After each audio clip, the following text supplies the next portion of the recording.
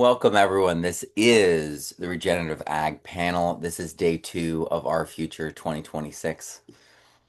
Folks are going to continue arriving. Feel free to click down below. I see some familiar faces here. So you guys know the drill. Click down below, introduce yourself, say where you're zooming in from in the chat. You might find someone from your bioregion here. You might find someone who starts sharing, talking the language you speak, and you're like, wait, are you a mushroom person? And you might find someone in your bioregion who's doing the same thing you are. And you collaborate, learn from each other. Appreciate you all being here.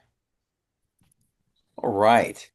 So I just want to quickly thank our sponsors, Fungi Perfecti, We Grow With LLC, Terraganics, which they're gonna pop in here too, I think. Aqueous, Hawasi Products, Blue Sky Biochar, Sensing Nutriscope, LW Scientific, Squid Juice, Cocoa Love, Volcano Rain, Microbiometer, Permaculture Magazine, Cognitive Function, Ring of Fire Biochar Kiln, Wilson Biochar Associates, Permaculture Education Institute. It's incredible to have so many sponsors. It's kind of like unthinkable, it's always it's currently a surprise to me whenever I read that list. It seems wild to have so much support, but that's what this community is about. It's about connecting, about being that regenerative connection. Here, I'm gonna unmute you. There you go. I need if you mute yourself, Josh, I'll need to like unmute you. So just if you can, leave it open. Okay, sorry. I know the instinct to be polite is to like turn it off, but no, no. All right, so I am so excited to talk with you all. I'm gonna keep looking, scanning here. If Yasha, there you are, MTFA or MTAF. This is new, tricky, very tricky. All right, all right. Let's to begin. Let us go around, introduce ourselves. Uh, thank you for being. Josh, how about you start? Yeah, my name's Josh Riddle. I farm up in Eastern Washington. Met Matt last year at Acres USA and just had some phenomenal time with him. I was down this road of regenerative, trying to figure out my microscope, trying to figure out what was going on. And now we're into this about 3 years on our farm. I farm about 2,700 acres in Eastern Washington. So it's dry land, small grain, with a little bit of hay and some cattle. And we played around with chickens and some different things like that. But yeah, so we're on the road. We're big into extracts and cover crops, and we're working on bioferments right now. That's kind of been how do we bring it all back to the farm? Listening to Nigel Mm. Palmer yesterday, or I think that was today. I can't remember. I'm good. They're all getting confused. I'm on vacation. Sorry, my brain is a little scrambled here. But it is it's been a fun journey. So here I am. Well, thank you for being here. All right, Ryan, take us away. Please introduce yourself. Yeah, My very name is cool. Ryan Naus. Oh, I'm owner operator. Ryan. Sorry, Ryan Naus. Sorry, Ryan Sullivan. You'll be next. Apologize. Ryan Naus. Do you want to keep going? Okay. Okay. My name is Ryan Naus, owner operate We Grow With LLC. I educate and equip both farmers as well as producers and biological companies on how they can work with nature and avoid using all of the toxins and contaminants that are ubiquitous currently. Um, yeah, it's wonderful to work with this community. I work with all the different aspects of it at some of the largest scales, and we really do have the toolbox to achieve all of these goals. It's absolutely wonderful. And what's so cool is synergistically, you're foundational fungi. Well, you're so much more than that, but that's like one of the things you do. You're helping all these companies, maximize their offerings by adding your offering. I mean, that's truly regenerative, but it's Yeah. also synergistic, and it works. What you're doing, the aspect that you're focused on, so many people don't touch, and there's a completely different aspect that's synergistic with your aspect that is organic. So, Yeah. so, so let's see if I get the pronunciation right. Yeah, it's Yasha, Tjasa. Yasha. Hi everyone, it's Tjasa and Chad from the Organics. I have no idea why we are MTIF or whatever that is. I know how that happened, but we're a company that works with farmers. We do input reduction, fertilizers, herbicides, utilizing biology and microbes to do that. I'm Tjasa, and I'm Director of Agriculture at Organics. Yeah, I'm Chad Krause. I'm very similar intro, and I won't repeat it. So yes, to what she said. And you guys have how many farmers are you kind of working with when you go out and do your annual visits to these farms? Like how many farms would be in that mix? I mean, this year it's been more than 100 farms. We haven't visited all of them. It's at this point isn't it's impossible. We divide and conquer, but yeah, we try to visit as many as possible. If not, we are always on the phone with them. Hmm. We have a 7th-month-old now, so we have the team um, elevating and doing a lot of it with us too, which is awesome. And just like the next phase of growth is it's not just us on the road anymore. Oh, so good. I'm so happy.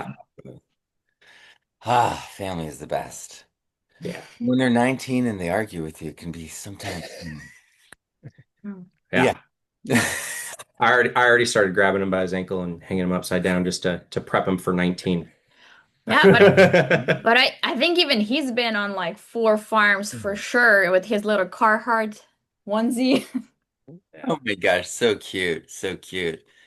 Yeah, Chad, my son's more likely to be lifting me by the ankle. Oh no. Right. Oh. Or putting an ankle lock in. Yeah. All right, Ryan Sullivan. I'll make sure I do the full names. Ryan Sullivan, sir. Thank you for joining us.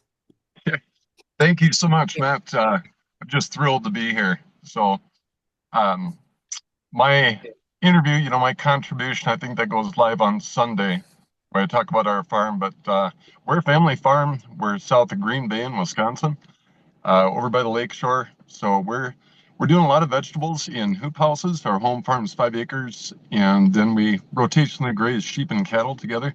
So we're grass fed, grass finished, no pharmaceuticals, no drugs, Mm. organic fed poultry, and butcher on farm. So Nice.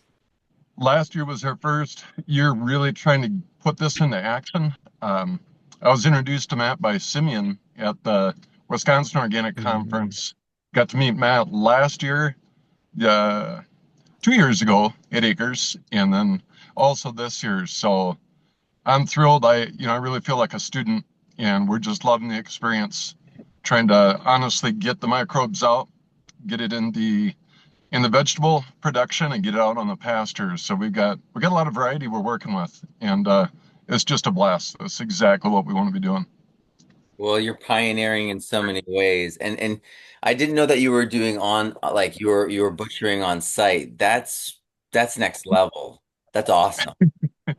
That's been a work in progress. I talk about that a little bit in the interview that I did. I think a lot of people try to do birds, and it's a good thing to do, but to really start to step up, and I only did like 800 last year. So, but it's these hands doing it, How raising many them, how many do process you and doing process everything. in a day? I was gonna How many do say, you Um, process in a day? you got to have good equipment. You got to have. I've got a facility built now that I've got a dedicated butcher room, and I like to tell everyone we're always one step from being clean. Regardless where we're at, we're always one step from everything's wiped down, clean, sanitized, and we're good to go. And that's the way it's got to be. So Yeah. that's been a journey too. That's incredible. Yeah, I have the experience of having processed over 40 chickens in a day, and it's real hard work. Yeah. It's the kind of work yeah. you start with your son, and then at a certain point you're like, "Where's my son?" And then you're already like committed, and you like can't go like running through the house, so you just got to keep going, and you're like, it's one of those. Right. My Yeah. 13-year-old son has gotten to helping, and it's been fantastic. But we pay him. So Yeah. he knows he won't get paid unless we get the whole job done. So it's getting Smart. better. Yeah. I mean, I didn't have good equipment. We were doing everything by hand. So, Cool. in his Yep. defense, it was like the most DIY you could do it. So I get it. All right. So we've talked before, all of us, I've had you guys as previous guests. I would love to hear kind of a reflection of your year, because it's kind of like an update on the story, and this is that time of year for reflection, this is that, and then also looking forward. So let's start with the reflection for the year. What are some of the highlights or challenges from the past year of growing that you faced or that you saw in the community? Because I know that half of us here are consultants. Though, Josh, I know you're helping other farmers, and Ryan, I know you are consulting and helping other farmers as well. So we are all kind of, and I know that you also guys, you grow up too. So we're kind of all in similar ranges, right? Like as Nigel said, we're all in ranges, right? I love it. So, Josh, would you give us an update on the past year? Yeah.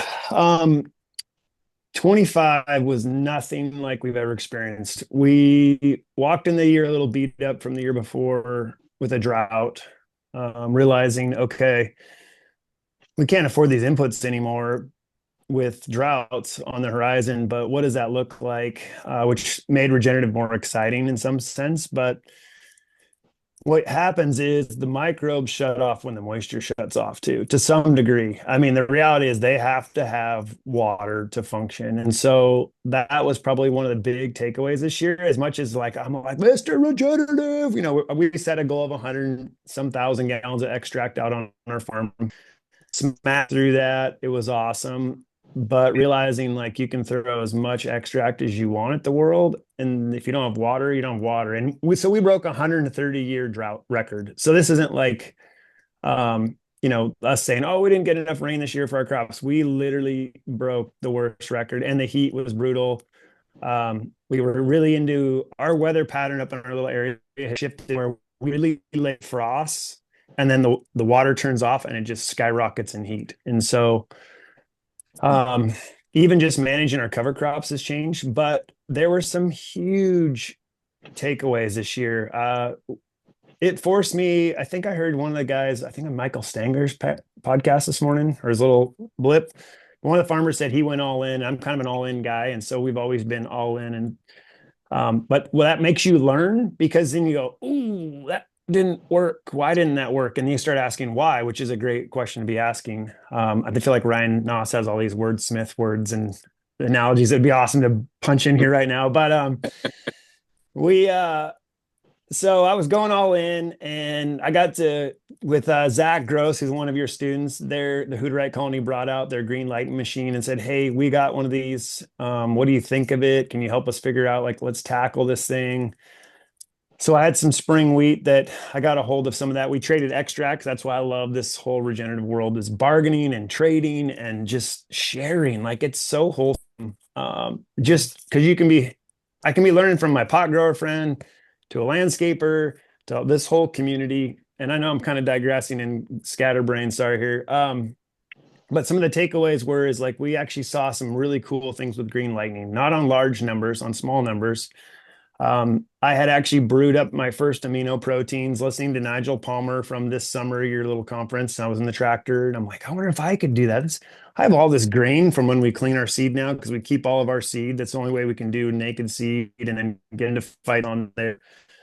We're seeing, we got some seed that came this year that's the third year growing on our farm that we've kept. It's a really old variety from the 60s. And it was like, oh, like the drought, it just handled it. It wasn't amazing, but like my inputs are like 1 gallon of nitrogen fertilizer, 5 gallons of aminos, 20 gallons of extract, and I'm matching all of my neighbors' yields without a problem. I feel like the sky is the limit, because my soil is my problem right now. We're still just trying to transition this the system from breaking compaction to crop rotation. We were very wheat on wheat rotation, and now we've thrown cover crops in, growing peas, uh, oats, different things like that. But kind of as I'm kind of so I don't go too far off the path. But one of my favorite takeaways was this summer is I went out on a cover crop field and we had a sprayer full to go spray 300 acres. So there was a cover crop field and then some wheat fields in the back. And the heat was so hot uh, in July. I was like, we're going out with another round of extract with some sugar and aminos because I was watching the bricks crash in the wheat. And I thought, let's try to bring it up a little bit.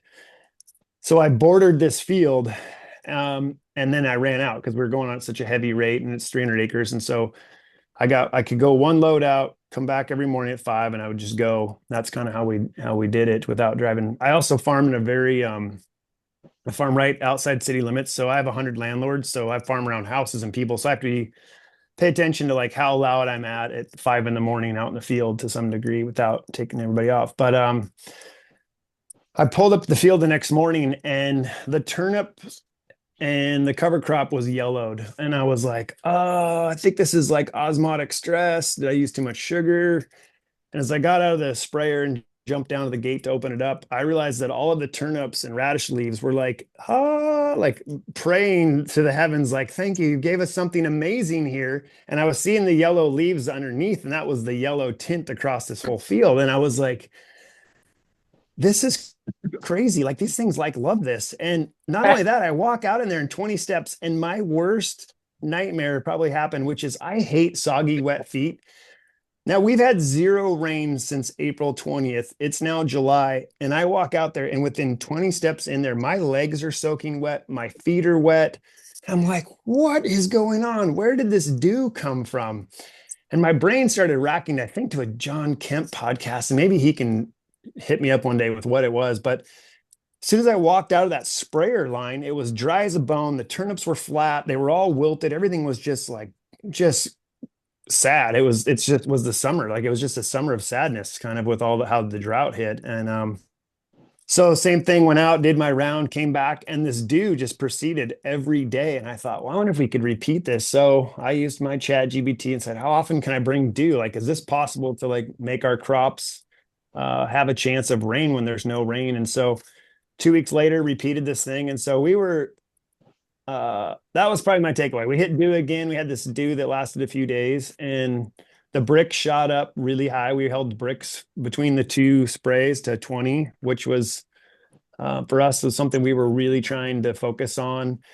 We were adding a little bit of aminos at that time. I really want to try the plant fermented fruit juice, and not to make the story go on too long, but that was one of my favorite takeaways for the year was like these microbes pack so much moisture and they created moisture. They pulled every drop out of the air, I feel like, in that round, which was absolutely fascinating. Maybe you guys can give me the scientific side of what's really going on here, but it's real. I brought guys over, farmers, and they were like, I don't even, what do you put like 80 gallons the acre on? I'm like, no, this is like 25 gallons the acre is all we went on with. So, Wow. So my thought is it's like, okay, of course, like we can try to like track down like chicken or the egg, but if we zoom out and look at just function and form, they're upright. They're like and then what else is upright? All the plant hairs, all those little, those little spikes on the turnip, those mhm. contain biology in them, and it's all electric. So they're all like they're they're expressing themselves when their leaves are going up like that. That's an expression of like full expression, right? There's like a completeness there. And so I bet you they're conducting that dew onto themselves in a way. They're attracting it definitely. If we just look at function and form, you're inducing that. Yeah, the crazy part was there had not been a dew in like a month. Like when you would go out there, like you could go out at 4 in the morning. There's like, no, I mean, it was the barren desert, unfortunately. And this was on some pretty sandy, sparse sandbox ground, as we kind of call the field. It's sands. And Well, it makes my brain just like go off on the fact that, they talk about how we need microbes, to make rain in certain situations. It's not just like the ice nuclei. And now I'm like, maybe the dew is in partnership with microbes. Always has been, you know. Super. Ryan, jump in. Yes, on all of those fronts. So what we're actually seeing when we see the dew is part of the respiratory cycle. So just like us, when we breathe onto a piece of glass or something, we're seeing that condensation based on respiration. And in the sandy soils as well, there's that fungal community which bridges those gaps. And so it may have taken a while for it to be established, but that's also part of capillary action. And so now we're working on a geologic scale of being able to pump, twice a day with the tides, even in the aquifer that is surged up and pulled down. That's a lunar cycle, even if you're far away from the ocean. So that pumping action through capillary action is also cycling, breathing. And in sandy soils, they have even more pore space. So yeah, that's pretty amazing. And so these are biological culminating nuclei. And so that's why when it's a respiring system, it's a light, gentle, soaking rain versus mineral or ice-based, hard impact hailstones. So, but you made your dew point, Josh. Good job. That's awesome. That's awesome. All right, so Ryan Sullivan. This time I'll go over this way. So Ryan Sullivan, would you mind sharing a reflection on the past year with us? Yeah, it was just probably one of the best years that we've had, and that feels really good to say. We've been building the farm for a long time, but community support. My good friend Steve, that I'm able to train with and do the extract with, spending the beginning of the year, spending a lot of time in his place, just studying, learning, and then getting the extract going. So really, really putting time in to try to understand better what we're doing. And just to comment on what just happened, my God, I love this community. This is fantastic. I'm trying to write stuff down as everyone's talking. I'm realizing I'll be able to listen to this again, but this is good stuff. So for us, for the farm, my big accomplishment was getting that first little sprayer. It's just a little 300-gallon tank sprayer that I got from a neighbor, and it was clean. And he had the same idea. It's like, well, I should be able to do something with the weeds, and if it wasn't sprayed, get the good stuff out there. And he's on the right track. So well, that'll work. I can afford to get something used, a little PTO driven. So I've got something to actually get it out on the fields and start in the hand. We definitely started to bring in our extract is pond water that we're using to brew really nice Johnson Sioux and really good vermicompost that we're brewing, then adding some of the your mineralized kelp and adding some EM to that. So I'm bringing back a pretty good product, and it's just a blast to pull a sample, bring it in, and look at it on the scope before I take it home and put it out. So it's so much fun. We saw a really good effect in the hoop houses for things we had planned in the hoop house, just running it through the drip lines, and our outdoor garden.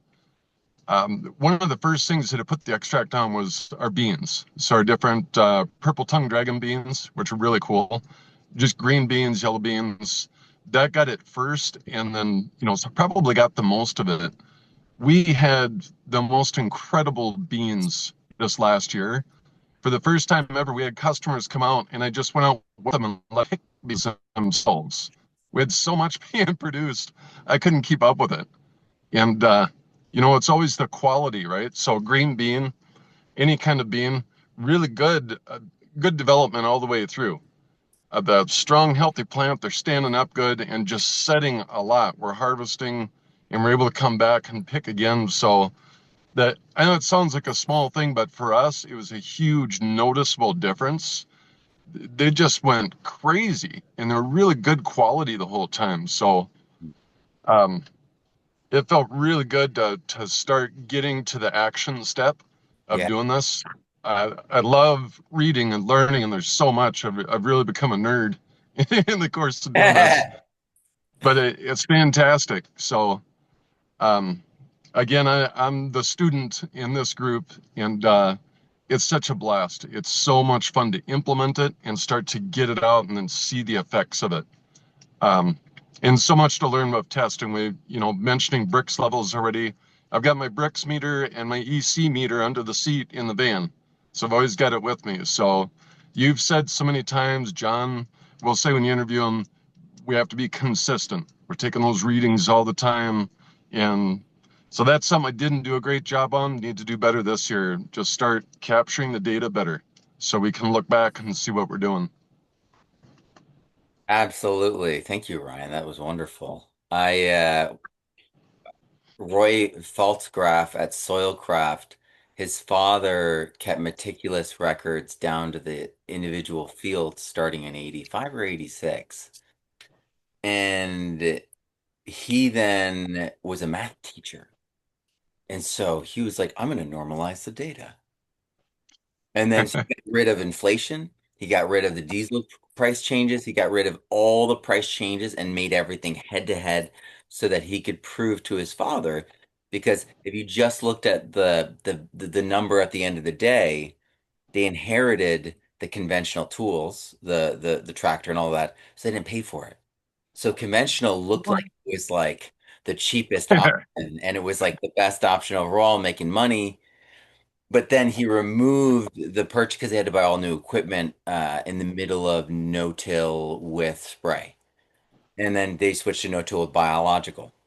And and so he was able to show unequivocally, and that's really what I kind of want to do with the database is just to give people that ability to compare apples to apples, you know, turnip farmers to turnip farmers, wheat farmers to wheat farmers, so that we can, and especially in these hard years when they're like, oh, well, that one farm that did really, really well, we all as a community are now going through their tests, their actions, their inputs, and being like, what did they have that? Because I did very similar things. What did they do different? And that community quorum sensing is going to change everything. So hopefully I will facilitate you getting those records in and keeping them, you know what I mean? In a way that allows you to make breakthroughs. At least that's what Absolutely. I do. We'll see how it goes. But it'll be public, so everyone will see that it's gonna happen. All right. So I'm gonna ask you to unmute there. So reflections on the past year, Terraganics and the Terraganics community, Chad, Tjasa. I constantly live 3 years ahead in a forecast in my head. So it's hard to even reflect sometimes, but I'm sure a lot of people can, you know, resonate with. You know,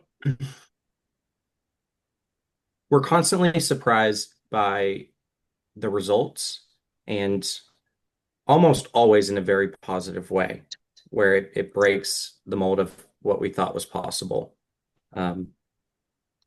And I'm thinking of a guy from your community, Lee, sent us his results, and they weren't mathematically possible by any conventional wisdom, done on a lot of acres.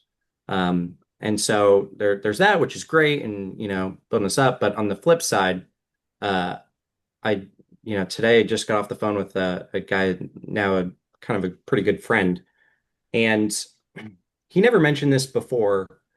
He ran the Nitro protocol, saved $60 an acre. He's in Nebraska, and we're so excited, with him for him.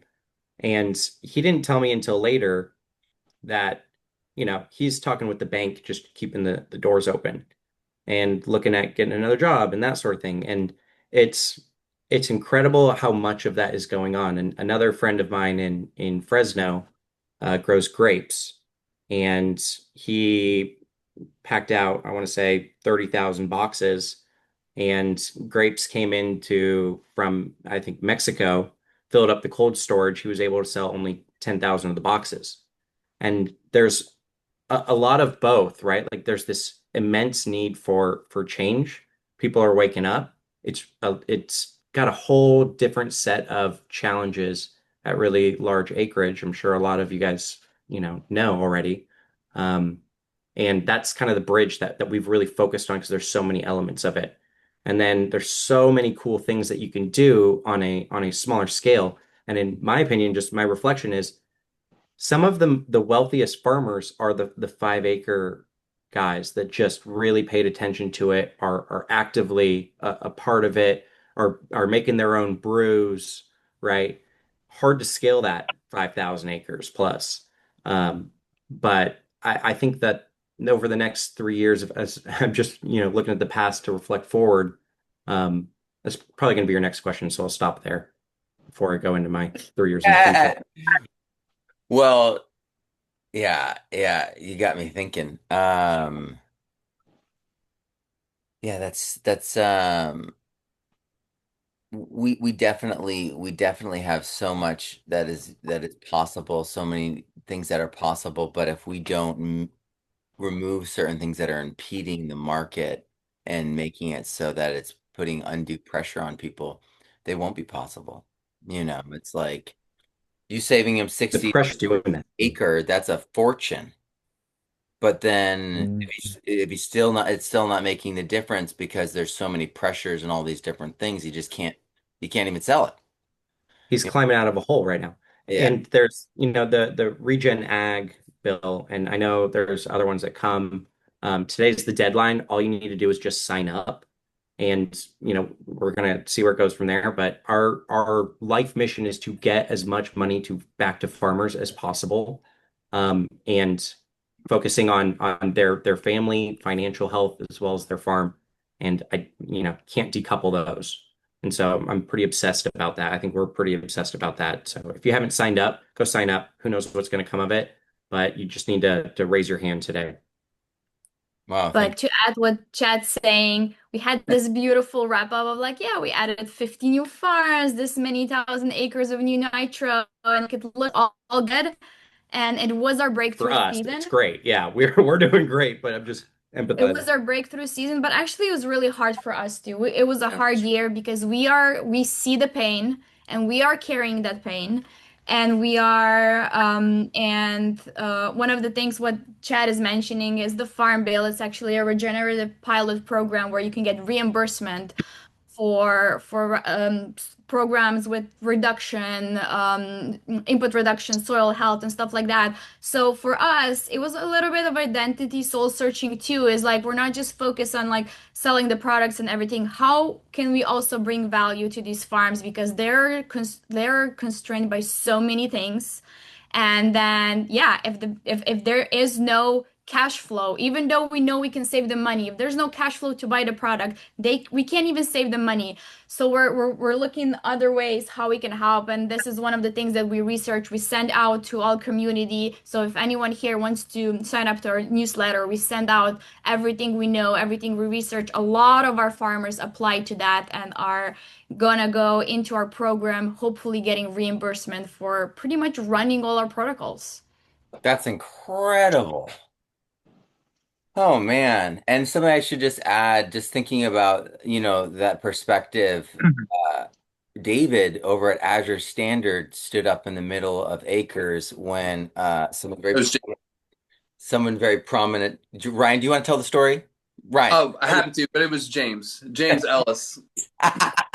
And in the David's process, the owner. Sorry, David's the owner. I got him. yes, correct. Ryan. No, David Azure, 100%, but it was James who stood up because he's hearing the grand poobah get up there and share with the whole community, right? The OG of that culture and community, the people have been doing it for 50 years, were celebrated. It was absolutely wonderful. But some error snuck through because it was said there's just no market. And for most producers, they'll grow it if there's a market. So they were just told there's no market. And so now that puts everything of what they're trying to grow, all these choices and the limbo, and James stood up in front of the whole group, interrupted actually He says, I have a market. Like, we even took out a full spread ad in the Acres magazine. You just got to open the magazine. Like, we will take pretty much whatever the heck you're growing. You just have to grow it in a good, healthy way. And we'll help you and work with you. Like, but the response from the stage wasn't as gracious, you know? And yet he was actually standing there trying to give people that last little bit that they'll grow it if there's a market, you know? And there are wonderful markets. People are developing new markets. But if you have something that you're like, I need to sell this, there are people that do want to buy it. Feel free to reach out. I'm happy to make connections for people. But some of the hardest part for myself, and just to share, to tie it, is I can help someone grow amazing things. But if they can't sell it, it came to what? Right? And so this last year for myself, I really have been trying to everybody I interact with, even if it's a cattle person, where's that cattle to go that's value added? Where's this range and the forage? Where is it going that this actually makes the system work versus us all just working ourselves to death? Well So, said. I think that, my talk tomorrow talks about the opening thought talks about limitations or limitations in our minds. yeah. And I think that that farmer that's talking to the bank, he's in a state of fear.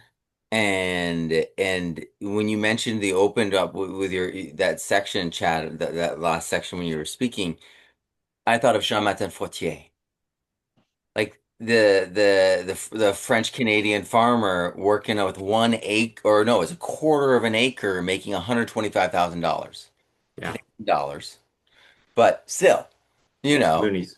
and so it's like it really is how we approach this space, how strategic we are. And I feel like there's a lot of folks that have been just doing the same thing because the margins are so tight, they've been just stuck with their nose against their debt payments Yeah. and the risk is right here.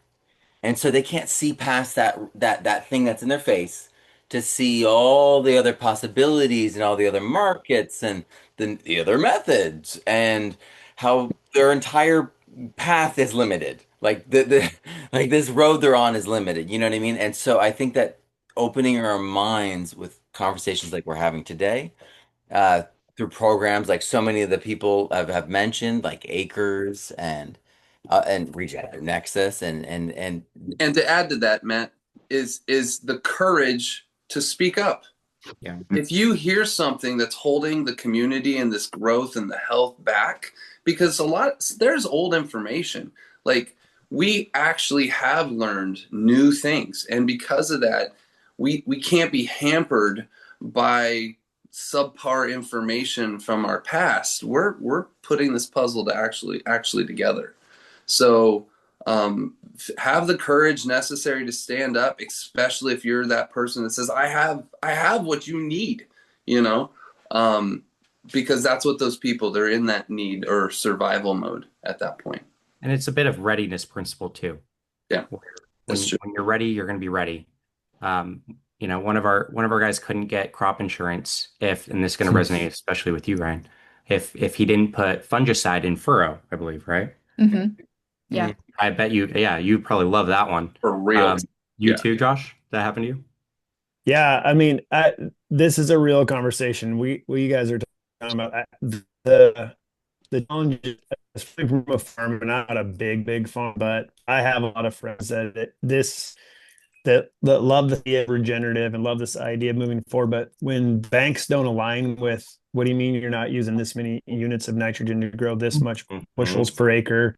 When crop insurance says naked seed, no, that's not conventional farming. You're not practicing like you should. Same with fertilizer, same with rotations. When we get dinged for using cover crops, Yep.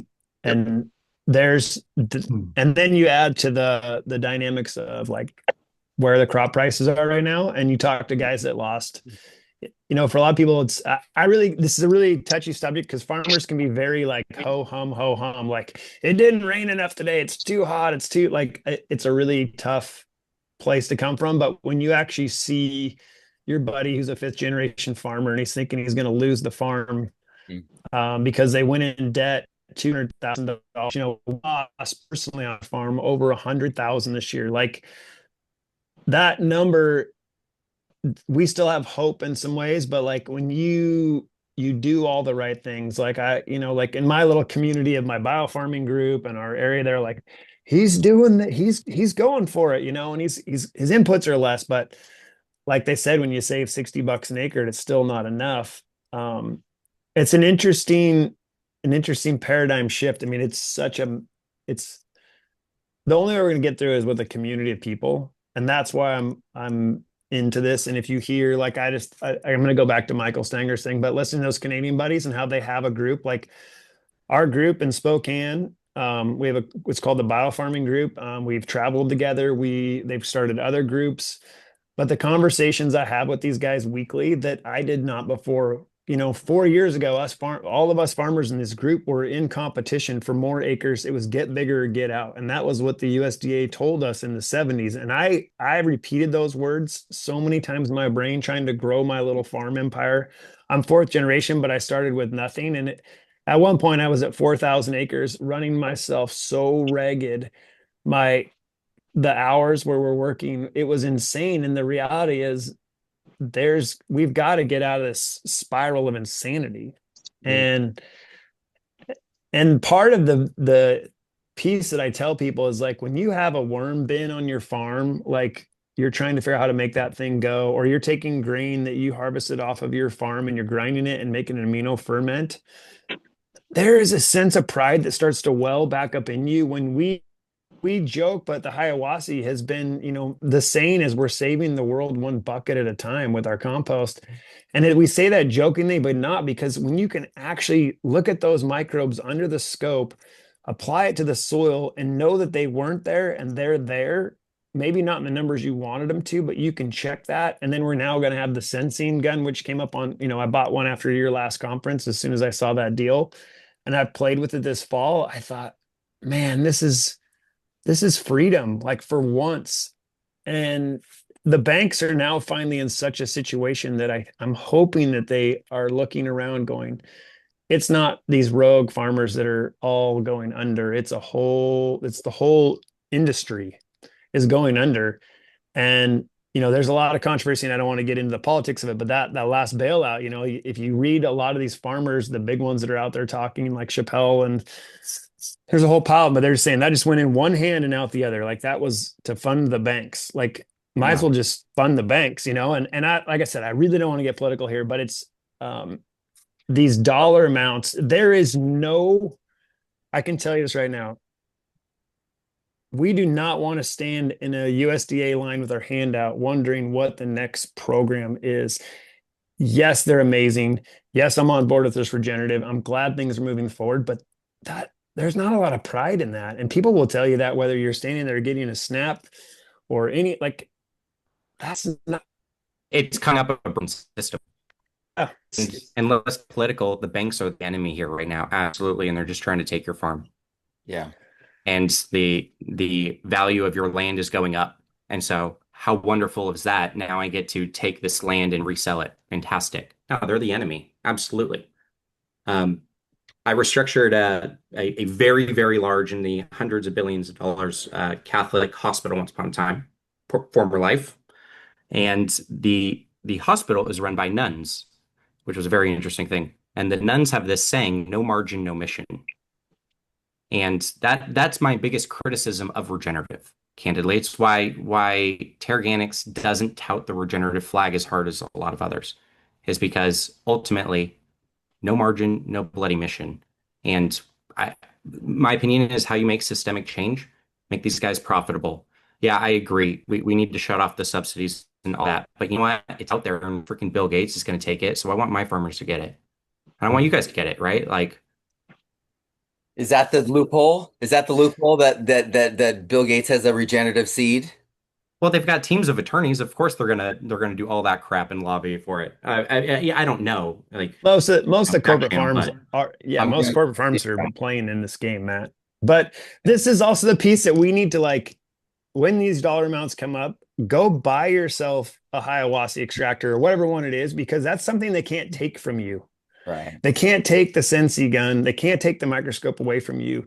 Like Mm. versus go buying emptying units of nitrogen you put down and 70% of it goes in the air and that, like you get nothing from it. Like that's the piece that I feel that's the stability for some of us, is like we can actually start from the bottom up and move forward. Is like, if you're going to do these things, invest in certain things on your farm for this regenerative. So there's margin, because you're right. I mean, unfortunately, it's been programmed into us that we're takers. I love what you said too. I agree wholeheartedly. Use that money to something that's building your asset and reducing your dependency on the system, which of course everybody on this call is in alignment that chemicals are not doing that. But like organic matter is so bloody neglected.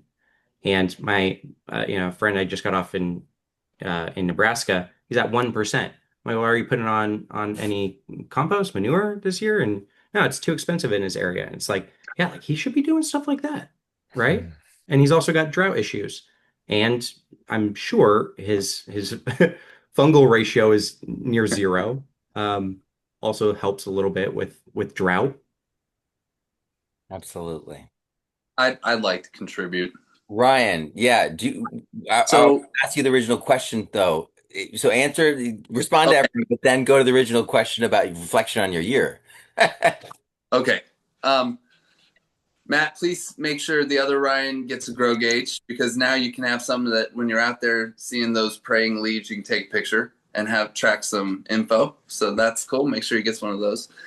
I have actually taught a class with producers in Western Nebraska, and part of the class was to make sure that the local lender, so that's the bank, and the local insurance providers participated.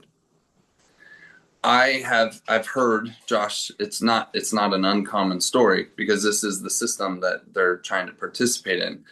But if I hear someone tell me that their problem is, oh, the bank who doesn't want to do this, well, then I go talk to who that person is and find out what their issue is. And then they whine and complain about the farmer and the insurance company. The bank will give you a loan if the insurance company backs it. That's literally the only criteria that the bank has, is to make sure someone's going to pay, right? The insurance companies, so this is as an educator to equip, the insurance companies don't understand how they actually make more when people are shifting these practices. And since they don't understand that, they're leaning upon poor understanding, at which point the bank says, well, I have to, use seeds that are covered in 3 or 4 different things that we don't want covered in, right? By the end of the class, the insurance company knew that weird stuff happens and the farmers are still happy to pay for insurance. Like anybody who's actually gone through a hailstorm, anybody who's actually had some freak stuff happen, you are grateful for that insurance check, because that stuff's real. But the insurance company's happy they don't have to pay out on the premium most of the time. I want my clients, my colleagues, to work towards producing crops, not insurance checks. Like that's actually a criteria for me. If I hear them talk about how they grow for the check, it's a different kind of relationship. It doesn't work the same. The insurance company is now happy to back the loan. The bank's happy to give the loan. And in some of these areas, especially with broad acres, it's one person. We're really just talking about the banker, that actually potentially has loans out for 500,000 acres in the surrounding counties. That is the reality that most people Yeah. don't realize. And so this is where having that person show up, sit down, understand. Literally, Matt, they got a copy of your book. We're going through stuff in the microscope, like all of these things to make it real. And then go through the understanding of how it doesn't require new loans for equipment because they're already overextended. Like this is where the reality is most people are in a survival mode. At the end of the season, they determine if they can try again. That's not thriving, right? And so that's why it has to be a shift of gears. And I've been delighted to see how supportive most people are when they have understanding. A lot of this seems to be common sense, but that's where common sense isn't very common. But there are options, and I'm happy to with your vendors, provide insurance providers, maybe clarify a few things, or provide a class where we can pull them all in and they can participate. My year, I'm actually a little concerned about greenwashing, like on different levels in different communities, and there's a lot of us just trying to get through. You see what I mean? And at that point, there's some things that, either with a farm bill that was 700 million, we're so grateful. Yeah, but almost 13 billion went to conventional ag. See what I mean? Like, this is where, hey, I'm super stoked for that 700. I hope everybody buys tools that they'll never take away from you. Education, by the way, is another one of those things. You can't take it and you don't have to carry it on your back. It's found between your ears, right? So utilizing some of those funds to actually produce what makes it fun again is super important. But it is not even a drop in the bucket. It's a pipette on a microscope slide when we really compare to how much conventional agriculture is consuming. And we know the conflict and problems and drift and all the other issues. So we have an amazing toolbox, and I'm grateful for all the people I work with around the country. But we're also, like when I see a farm, I also understand it to be a watershed, which is sometimes the headwater for a whole river system, which is like layers and layers. It has nothing to do with county or borders or boundaries. When weather patterns come out of the Arctic, it smacks my farmers right in the face up and down the country. Those factors are why it's our future. Whatever the Canadian dollar versus American this, or but what happens on that side of the imaginary line affects us too.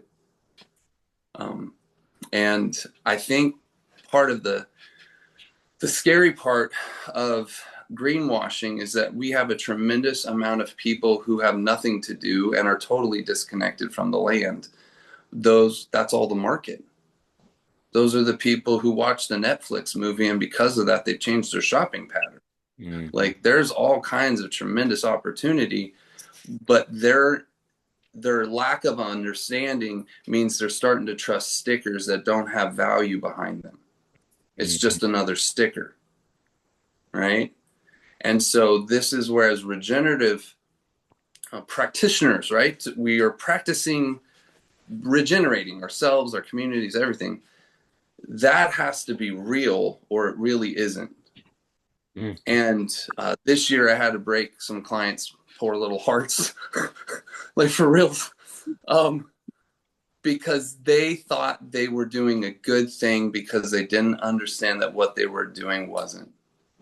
And so they grew the most beautiful wheat, absolutely wonderful production. They pulled a crop where everybody else pulled insurance checks, like super stoked, all the data points, yes. And then they sprayed a desiccant on it before harvest. Well, you see what I mean? As soon as it shifted what word they used to describe the herbicide, it didn't connect to the fact that we still aren't wanting to use these chelating herbicides. But this part wasn't connecting, and so it's way better than what it could have been, but it's still, that understanding still quite isn't there. And so because we work with nature, it's now going to be another year, right? So there is a time commitment and cost to it. But that's also why you need to stop using the stuff that's screwing this whole system up. Like, if you're still using it, you just don't know there's better tools. Like, you can hammer in a nail with a screwdriver, but man, it's a lot harder. So use a hammer. Like, it really does make it a lot easier. And I know large scale producers, and this is where I think within the community, and that's also why it's a little scary with the greenwashing, is they think they're addicted, but it's also from a bunch of people who've never dealt with addiction. They don't understand that they're not addicted to glyphosate. They're dependent. It's a different relationship with your tools. One is affecting up here. One is the system doesn't know how to deal with weeds. You see what I mean? Or how to dry a Mhm. crop down so that it is ready and convenient to harvest, especially at broad acres. And so because of that, they have a dependency. It's a totally different cycle. Mm-hmm.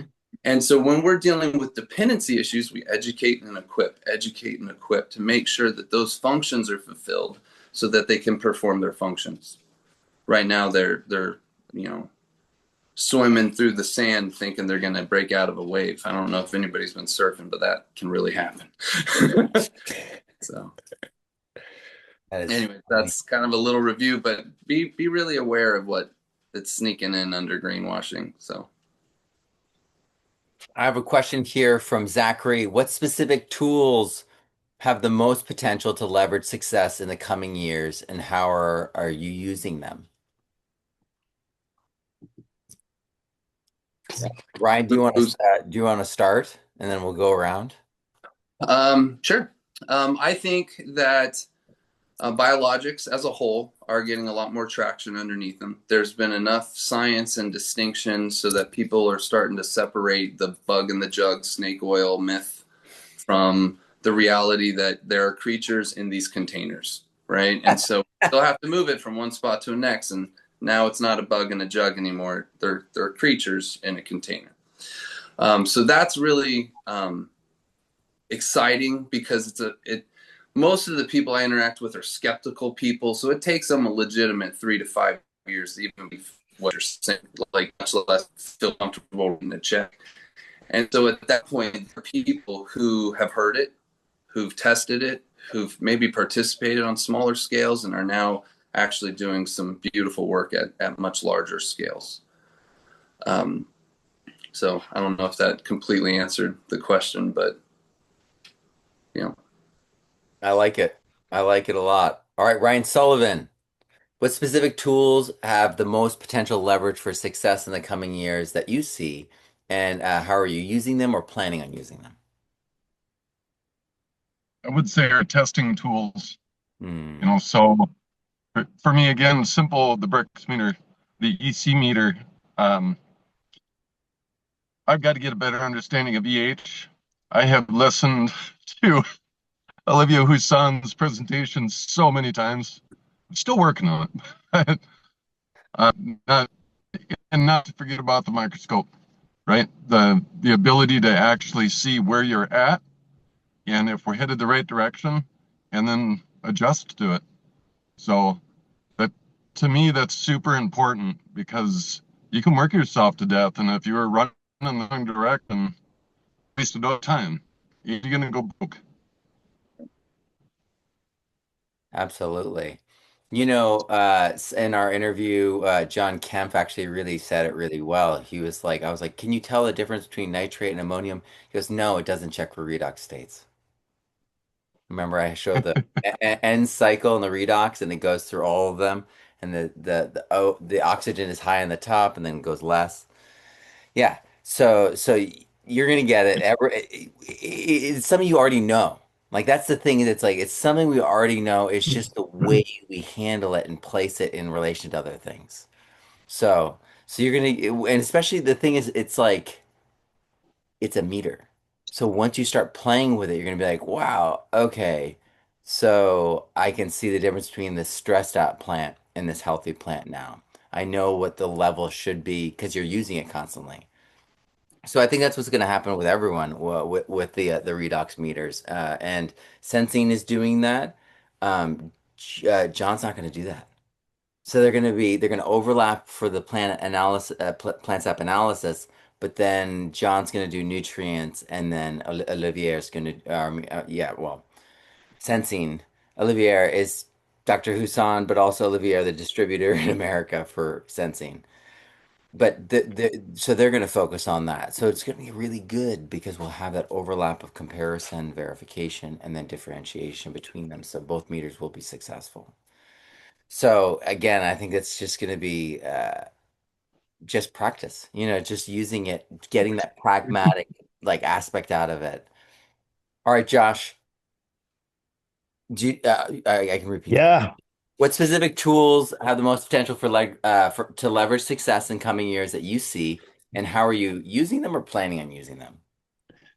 I think everybody's going to find maybe their niche, what they love. Like I think of probably my favorite up to the tool is the extractor. I'm really excited about my sensing gun because that's going to be we've spent thousands of dollars on sap and tissue, and they always get ground put in a bag and shipped, and they come back 2 weeks later and you're like, I don't even know what I paid for, to be honest. But um, I think the microscope is huge because even if you want to start with lactobacillus, like last year, I drove my family nuts. I had 10 buckets of lacto in the house because I was trying to figure out EM, and then I'd listen to Graham Sate, and I was listening to Terraganics, and then went to AgriBio, and they have BAC, which is BAM from Graham Sate. So we were playing with all this stuff. And so the microscope, for those who haven't seen it, that's where the game changer was for us. I mean, it was 8 years ago when we got our first microscope, and we and one of the farmers, and we would geek out on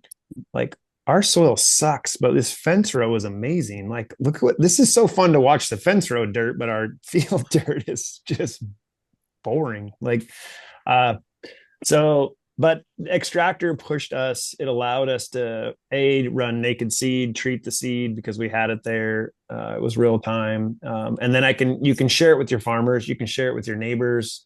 I share it with my landlords. And it just opens up. It's like Ryan said, conversation is going to be the way probably through all of this mess we're in. There's going to have to be a lot of good conversation. I mean, we've had the EPA at our farm on doing farm tours. We've had crop insurance. And when you show them, the Skittles seeds, and then you say, yeah, but you can't actually touch those. Don't, you want to wear gloves and a mask. And they're like, well, what do you mean? That's what you have to do to seed? And I'm like, yeah, my kids don't come to the seed drill. Now they do, but there was an era where it's so sad to think that like my kids were not allowed to come out to the tractor when we were seeding. Like, where does life begin? It begins with the seed. And yet we've already made it so gross that you can't even have kids around it. And the years of breathing it. And I look at the farmers, I could go on for a while on just the mental health issues that have happened from those neonics and every other thing we throw on there. And so those conversations are the pieces. So for us, the extract really was the buffer. We noticed a big buffer when we tried to go naked seed, but then when we started buffering with extracts on the naked seed, it was a game changer in sickness and health and in those plants. So I'm probably gonna have to say extractors. Yeah. I have the X100.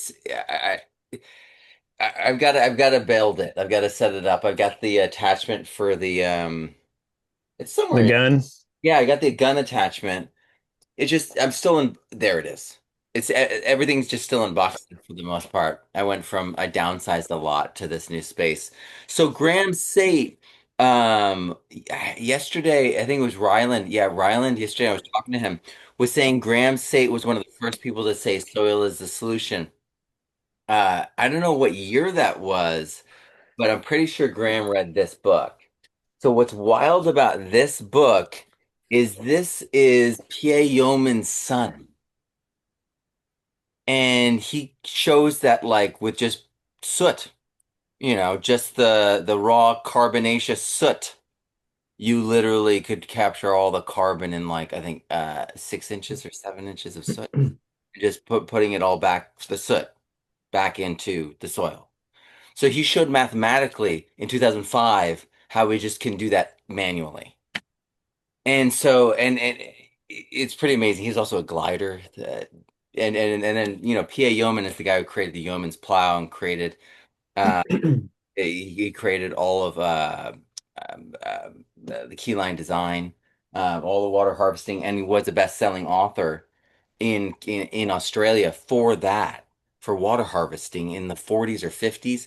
And then his son wrote a book. So anyway, it's amazing. All of us, like everyone is here because of specific relationships that they've had in this ecosystem of communication and interaction, and all of us striving to figure this out, to do better, and to help each other. I've got a few more Now I'm questions. gonna throw one more in there real quick if you don't mind. We're doing like the benefit of water. Can you hear me now? Yeah. So one of the things that I've realized too is also to extract with does matter. Like you gotta pay attention to that. And what we've seen with RO structured water under the microscope, just even extracting in that or brewing up an EM1, if you can put it in a structured RO, it's insane the difference. Yeah. Like the guys that we were buying some of the EM1 from originally, they were like, do not use RO water. It's not a good idea. And we had decent results. And then we threw it in RO structured water, and under the microscope, the biology just, and we've seen it in the extract. So that's a piece of the extraction. So I But have a I would want to, structuring thing on my 14 stage RO system. Are you doing structuring the water with like an RO system that has the structuring built in, or are you structuring it post? yeah, we're using a Personova system, so Okay. it's structuring before it goes in there. So Yeah. So I don't remember the name. My wife figured it all out. But this volcano rain is super interesting because this is one of those things that if you don't have a filter, this causes it all to precipitate or gas off.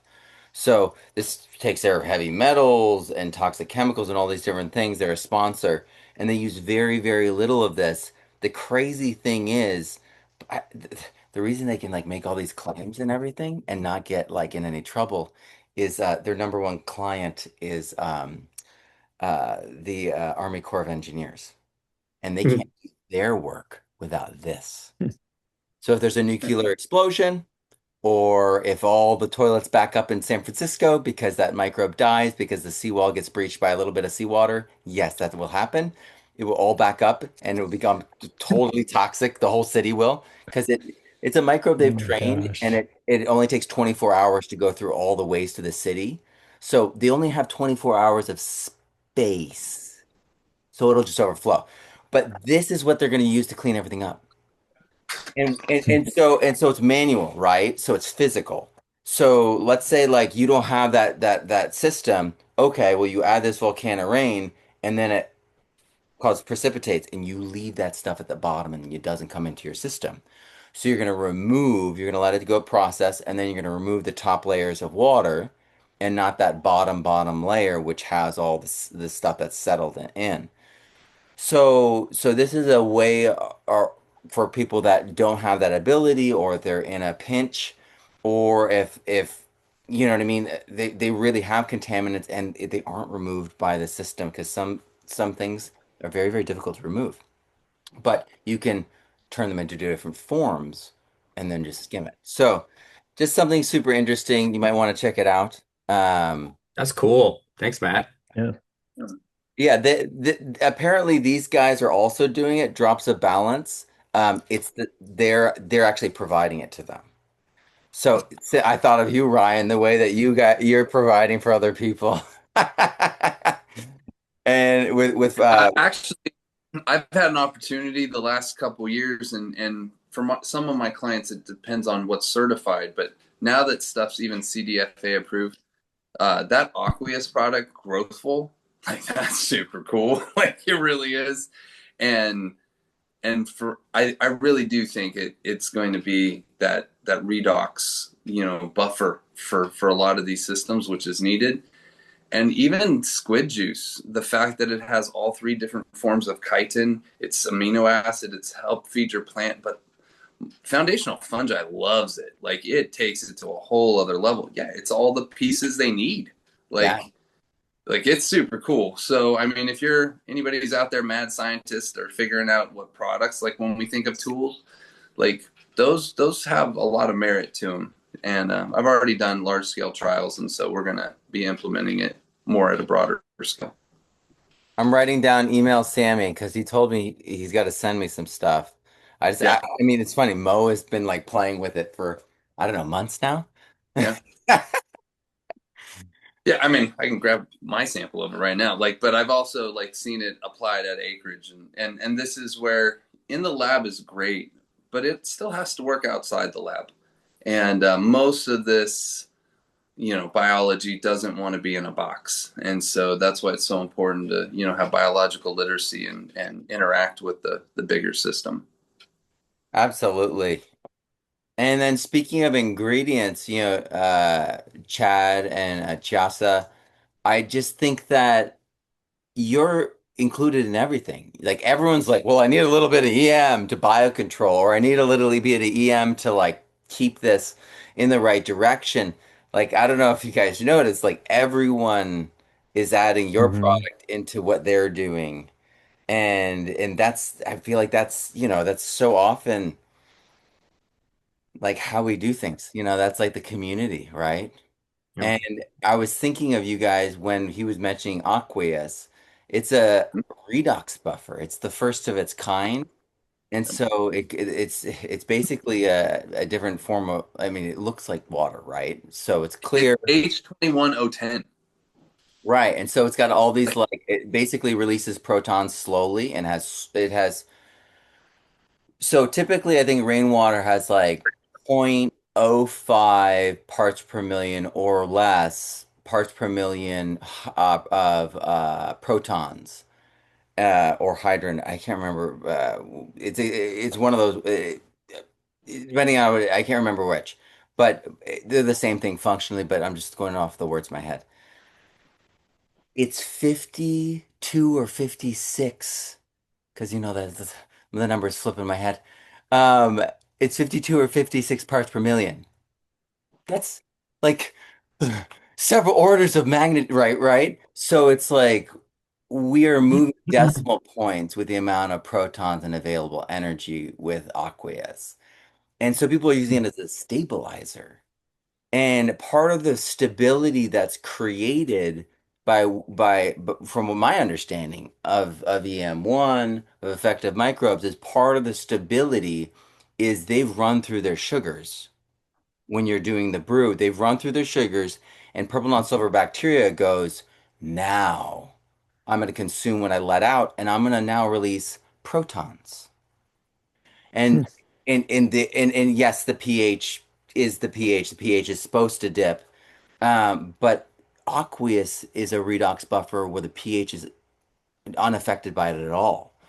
So I predict people are going to be combining EM with foundational fungi and with aqueous and all these things that are going to create this lasting, like it's going to an extender essentially Yep. on these incredible products. And it's going to, I mean, the amazing thing about all these microbes, especially in EM, is they are very adaptable. The reason they're the most some of the most common microbes in the world is because they are the most adaptable microbes in the world.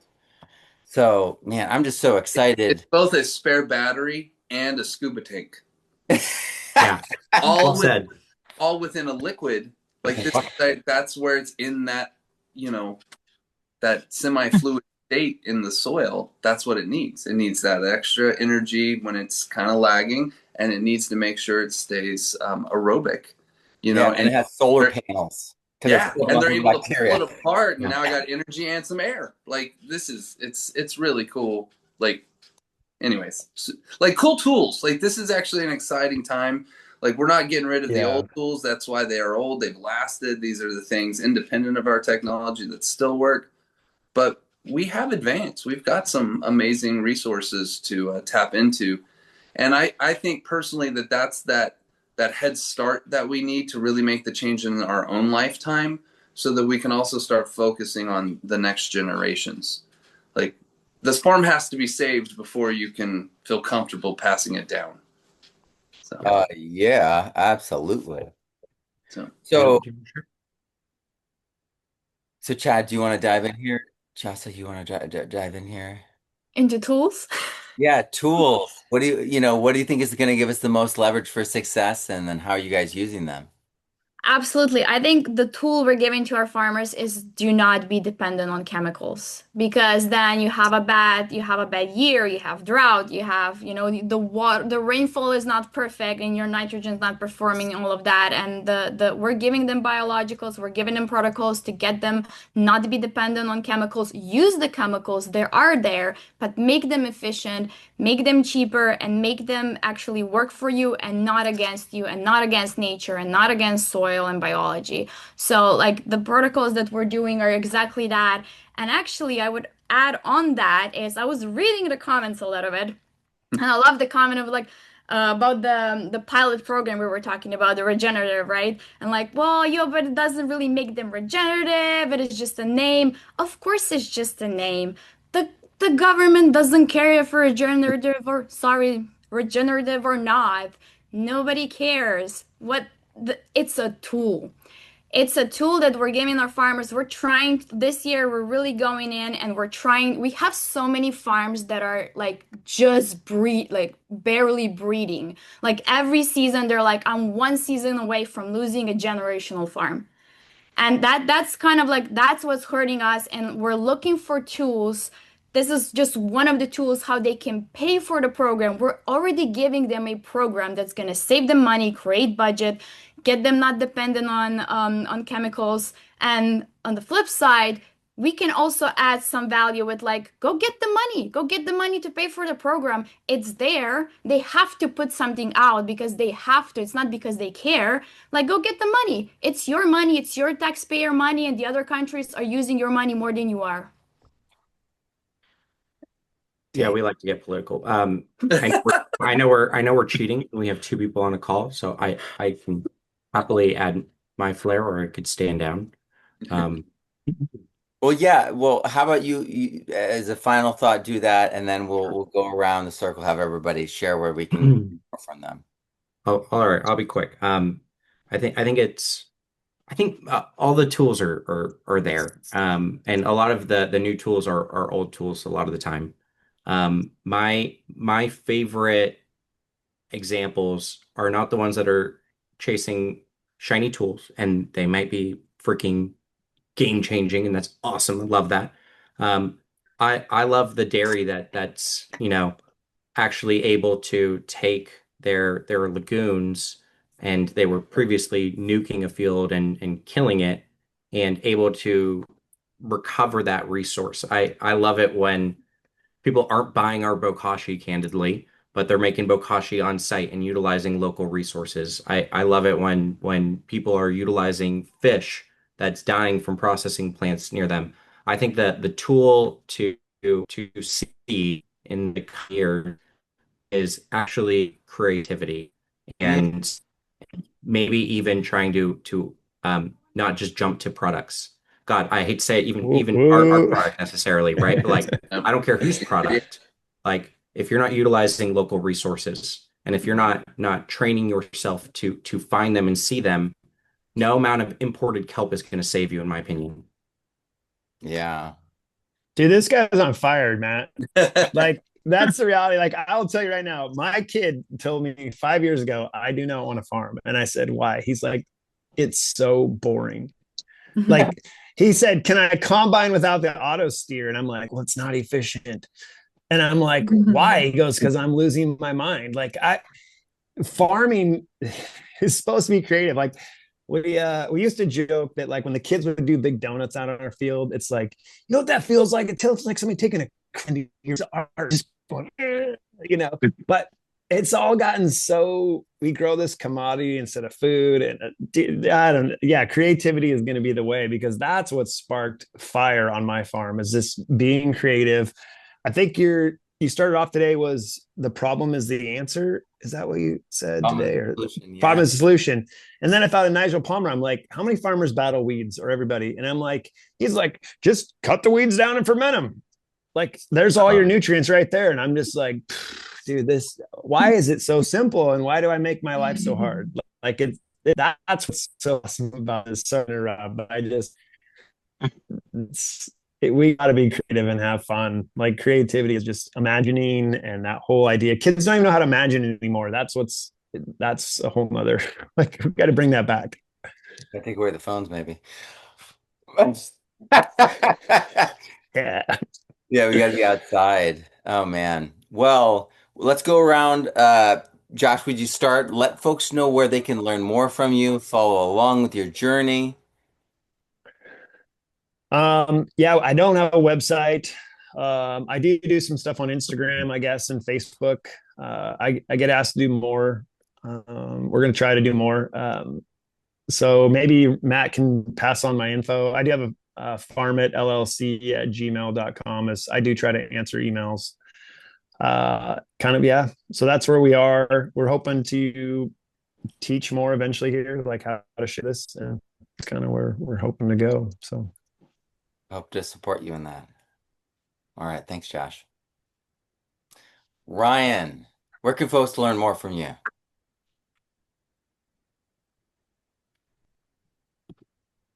Oh, are you frozen, bud? I think he's Which frozen. one? Oh, I did. Sorry. Ryan Naus. You guys like both like waited. You knew. Oh my gosh. All right, Ryan Naus, Uh, please. Where yeah. can we learn more from you? I've got some stuff on YouTube. I have a website wegrowwith.com.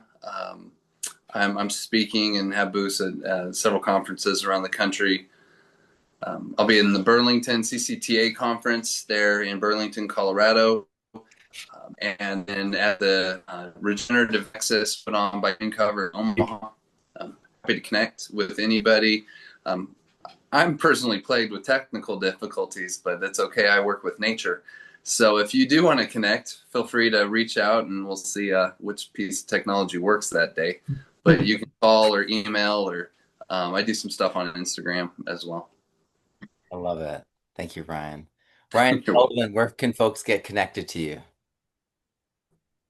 Yeah, we're on Facebook, so Sullivan Family Farm on Facebook, Instagram. Um, it's sullivanfamilyfarm.org on the website, and farmer at Sullivan Family Farm is the email. So if anybody wants to ask questions or again give advice, feel free to reach out. I love it. Thank you for being here. And Team Terraganics, Krause family, close us out. We're on all the things. We're technologically literate. Good. Um, uh, if you want to have, depends. You want to have fun, we try to be a little bit spicy on Instagram and Facebook. If you want to have less fun, go to YouTube. If you want to have even less fun but get information, our newsletter. Just depends on degrees of fun that you'd like to have.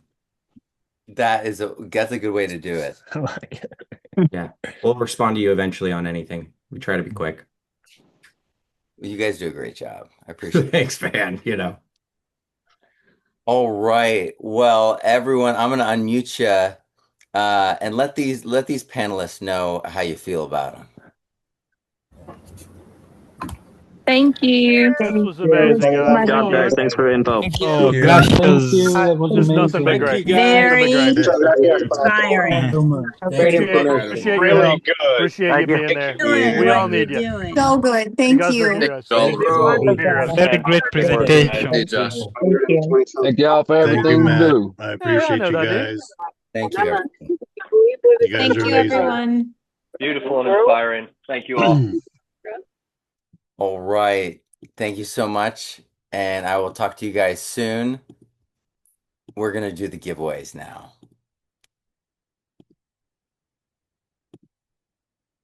All right.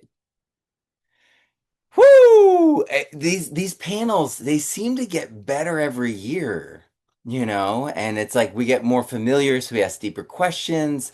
And then every year we're going deeper anyway with our practice. And so we keep arriving at new things. Like, I mean, discussing the nuances of purple non-sulfur bacteria, like promotion day one. That's I don't know anywhere else that you can get that information. You can't get it in my courses even because well, I do mention it in the course community, so that's where he did learn about it. But I don't have a video showing it. You know what I mean?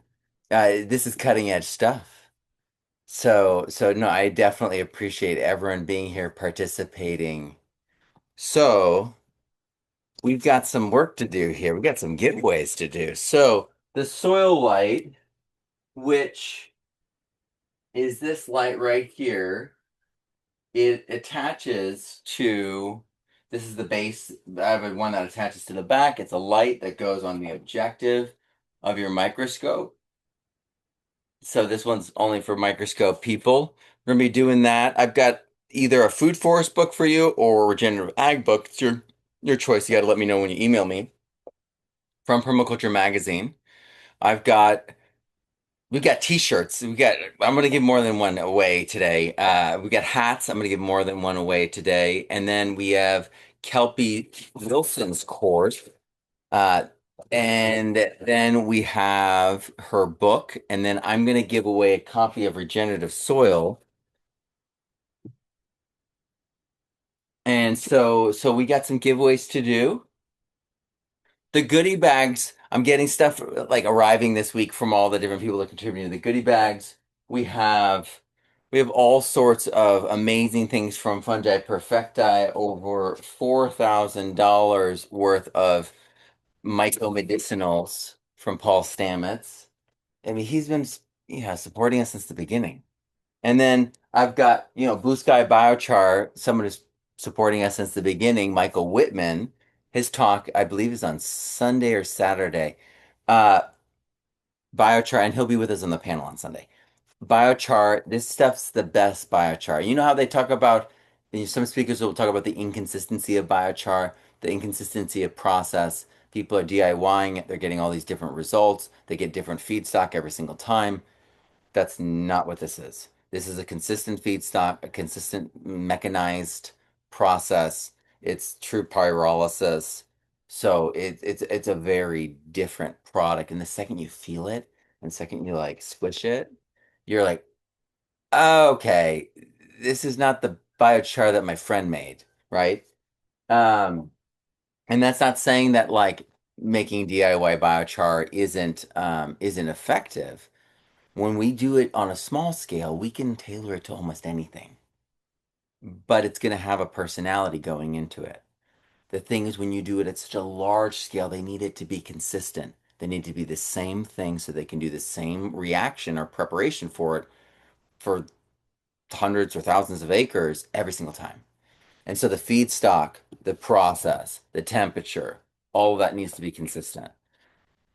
And that's what that is. So you get a sample of that. You get to see, like, okay, nettle biochar is biochar. You know what I mean? And also it can be like a standard to compare. And then look at how much bamboo vinegar he's providing. Wild, right? So, and then he's got a little list on what you can do with it, the uses for it. That's going to be included. The grow gauge, Ryan Naus just mentioned the grow gauge, didn't he? I was like trying to get one. There is one. Oh, I knew it. I was using it the other day, when I was building a guitar. Yes, you can use it for even building guitars. But this is the grow gauge. And I was of course using the millimeters because you got to keep the measurements on the really good guitars, the exemplar to the next guitar you work on, right? Otherwise, the player, my son, is gonna be like, "What did you do?"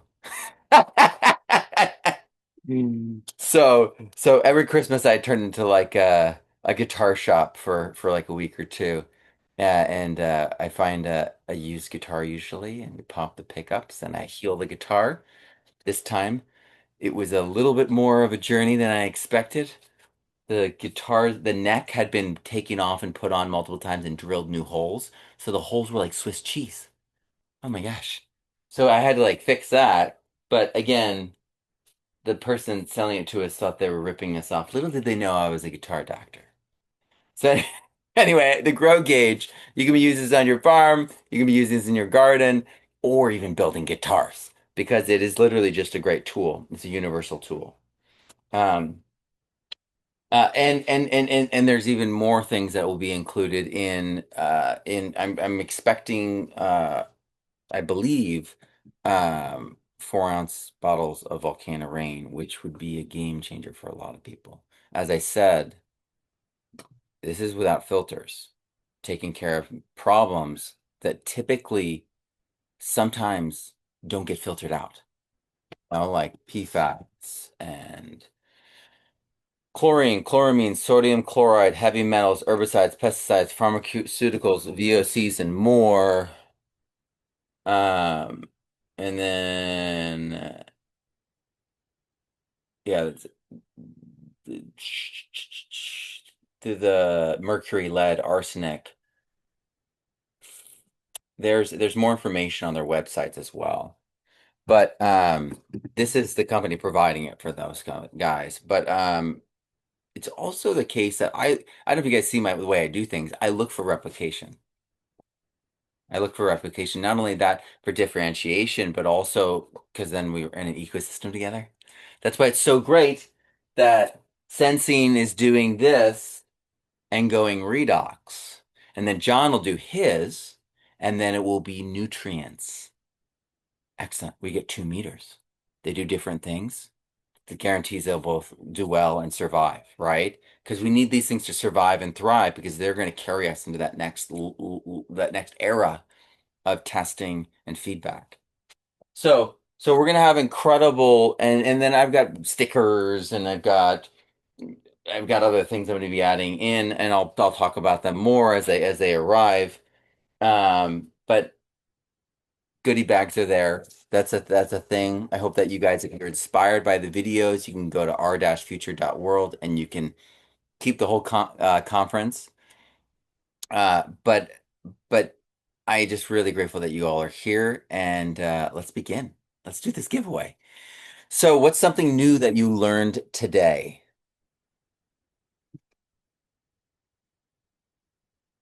Jan says the soil microbiome acts as the plant's genetic expression, as the primary switch for plant's genetic expression. I'm trying. You're doing well, Jan. I love it. Yeah, it can be 100%. But then you could take like a chemical poison and spray it on a plant, and that would be then in that moment the primary switch for that plant specifically's genetic expression. You know what I mean? There's always going to be amounts and ranges and contexts that are going to affect things. But in general, just generalizing speaking, the microbiome is this sensitive layer that does determine the genetic expression of the plant, as it is in our bodies. Because who's digesting your food for you inside your gut? Oh, the microbes.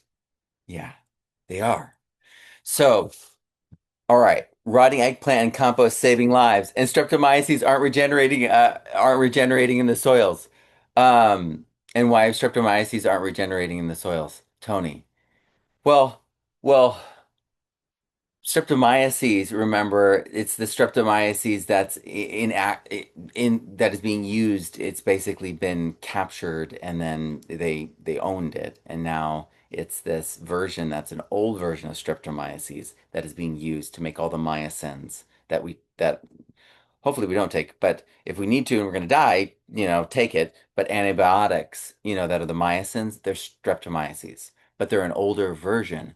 And they're not adapted to your local bioregion, not adapted to the local things that are going on. This is why, it's the second most prominent microbe in soils when I test DNA. And this is why children like eating these things like soil and getting all over themselves and their ears and their eyes and their nose has a beneficial response. And people are like, there's antibiotics in the soil. It's like, yes, and there's penicillin and streptomyces because they're the ones making it. So, that's the context on that. Amanda says, I think that's Amanda. I think, hey, Amanda, thank you for being here. One of my students, creative response flexibility. Yes, adaptation. Thomas, thank you for being here. I need to structure my RO water for foliar and soil soaks. Yeah, yeah. And that's the thing is it's like there's a couple different ways to structure it, right? You could be adding something in there that causes that structuring and then do movement that fosters it even more. You could be doing that attachment to the RO like I have in my system for drinking. That is what I believe Josh has too. Um, but just remember, it's also the case like I was interviewing Gerald Pollack. He said when I was like, if I take alginate, put it in a blender, and combine it with water and put it in a blender, that alginate water, that's structured now, isn't it? And he was like, well, yeah. So colloids are structured water. Now you're like, wait, there's ranges of what's structuring things. Yeah. Yes. Right. We can simply do movement and be structuring water. We can be adding substances that are encouraging it to be structured even more. And it's not just like there's a structure that they're going into. It's a world, right? There's a range of expression. And because we can't like be looking at the structure as we do this work and be like, well, this one looks like a snowflake or something like that. We we don't know what that range really like looks like right now. It's one of those like black boxes in the current system of things. So, so yeah, no, man, oh man, these are the things I'm thinking about too. Lucas says that compost can save lives. Yes, yes, I love it. So, Lucas, I want to connect you with Permaculture Magazine. I'm just gonna put that right there. I'm gonna write your name down right there, Lucas. And so, regenerative ag or food forest book, Permaculture Magazine. They've got these new releases. You know, they're a publishing company too. It's not just the magazine. And so I'm going to put you in contact. Email me at mattpowerssoil@gmail.com. So Matt Powers Soil, MATTPOWERS soil@gmail.com. No breaks or it's just all one word. Not all water is the same thing, says Kurt. Yeah.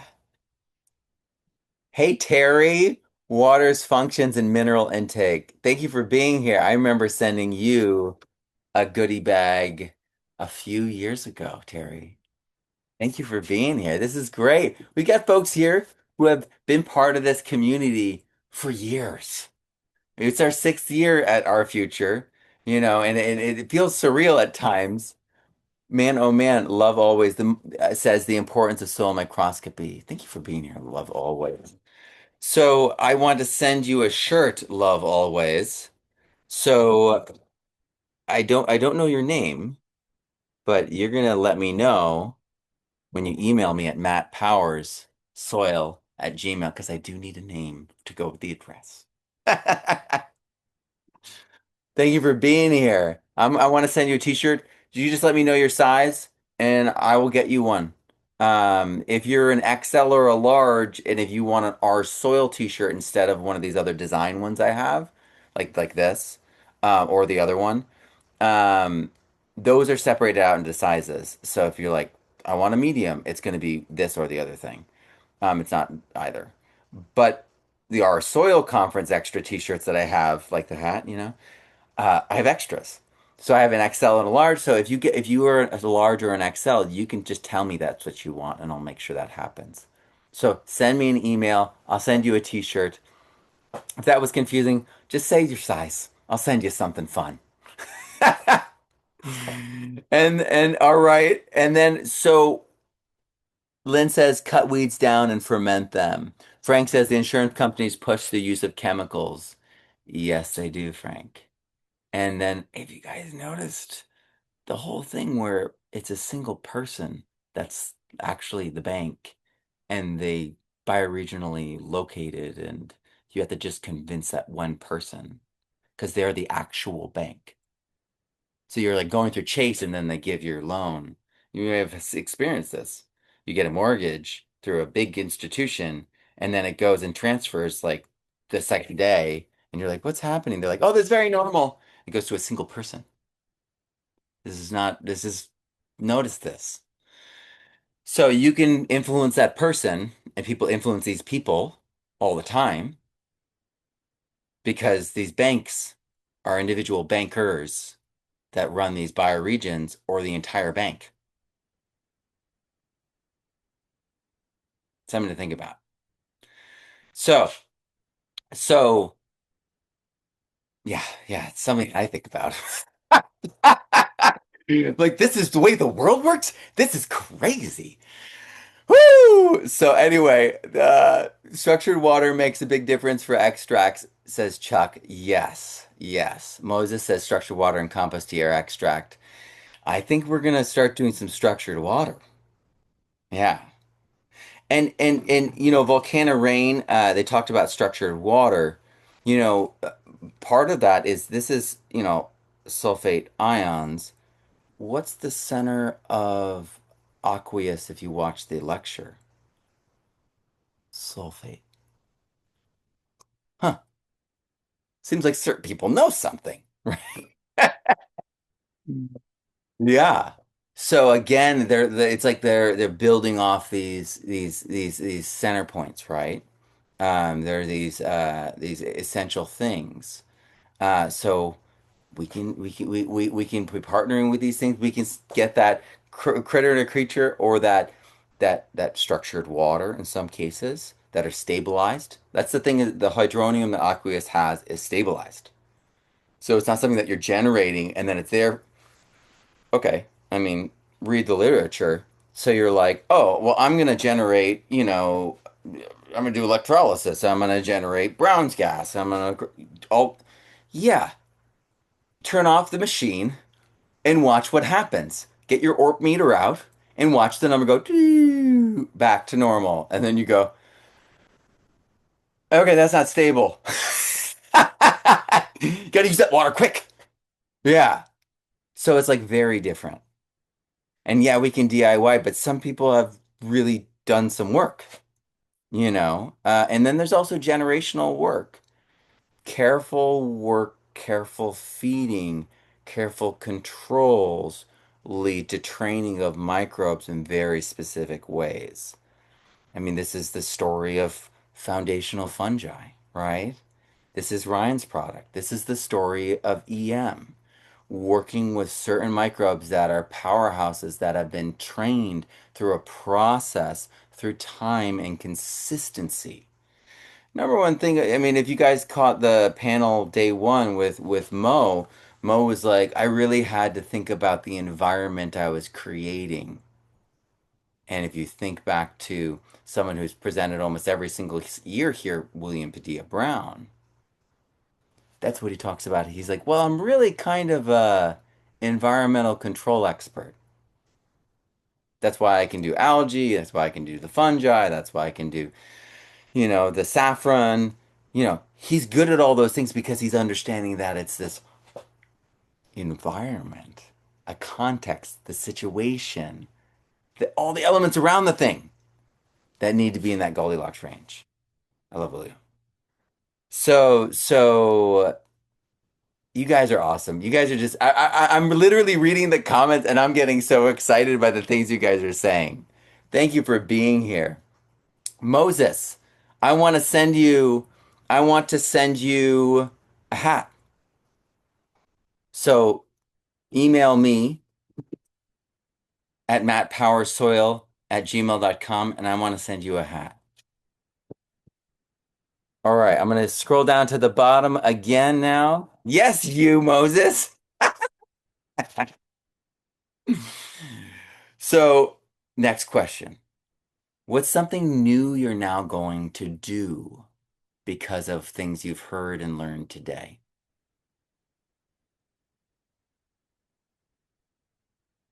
mattpowersoil@gmail.com is correct. Yes, sir.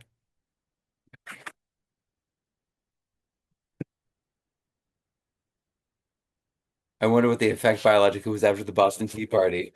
The tans probably didn't. Well, it probably, anyway. Uh, It probably didn't have very much of an effect. It probably had a localized effect for tannins. It probably, I don't know. It probably wasn't that bad. It probably was a benefit as soon as those tannins were balanced out because it's just organic matter. iPad 2 says, test my compost. Annie says, thank you all for the great info. Look up all these speakers. Thank you, Annie. Brian says, leveraging film school to put these things into narratives. Yes, we need more of that. Brian, get ready for Ryland's talk. You're going to love Ryland's talk interview with me because it's right up your alley. It's about imagination. It's about manifesting. You're going to love it, Brian. And yes, I know Brian. Brian and I have met. He's a student, but he's also someone I've met in person at Oklahoma Fungi Festival. Lynn says, get squid juice. Yes, Lynn. Yes. Emma says, I need to figure out how to get a microscope set up that's affordable. Yes, Emma. So Emma, if you scour Craigslist and Facebook Marketplace, you will find things. There's, cheap microscopes to get started so you get the skill set and the familiarity. But then sometimes there's LW Scientific i5s for like $500, $600. And if you're like, oh, the objectives are messed up, you can buy new objectives. Get the thing. Because this fits on the i5. So someone bought an i5 for $500, put this on it, and now they're off. They're able to do, and that the price cut on that's huge. You know what I mean? So just scour, and then we're gonna be having giveaways hopefully this year again. Microscope giveaways. It's something I love doing. Christine says soil biology depends on water's ability to maintain structure. Yes. It's actually conductivity. It's just like when you have two things that are close together, the water like goes in between them, and then it's that little like that weak little bridge. If you run electricity, you actually can extend that water further and further out. The water is conducting the microbes, the energy, the minerals. It's a facilitator of the entire economy of life. So water is life, the breath of life. They're both true. They're both deeply, deeply, profoundly, like through and through, literally, figuratively true. So pretty amazing when you get into that. Brian says, share more of my story. Please do, Brian. Please keep going. We need you. It's so great to see you here. Diana says, ferment the weeds. Yes, Diana. Diana, in support of your efforts to ferment these weeds, if you don't already have it, I would like to give you this. So message me at mattpowerssoil@gmail.com and I will send you this.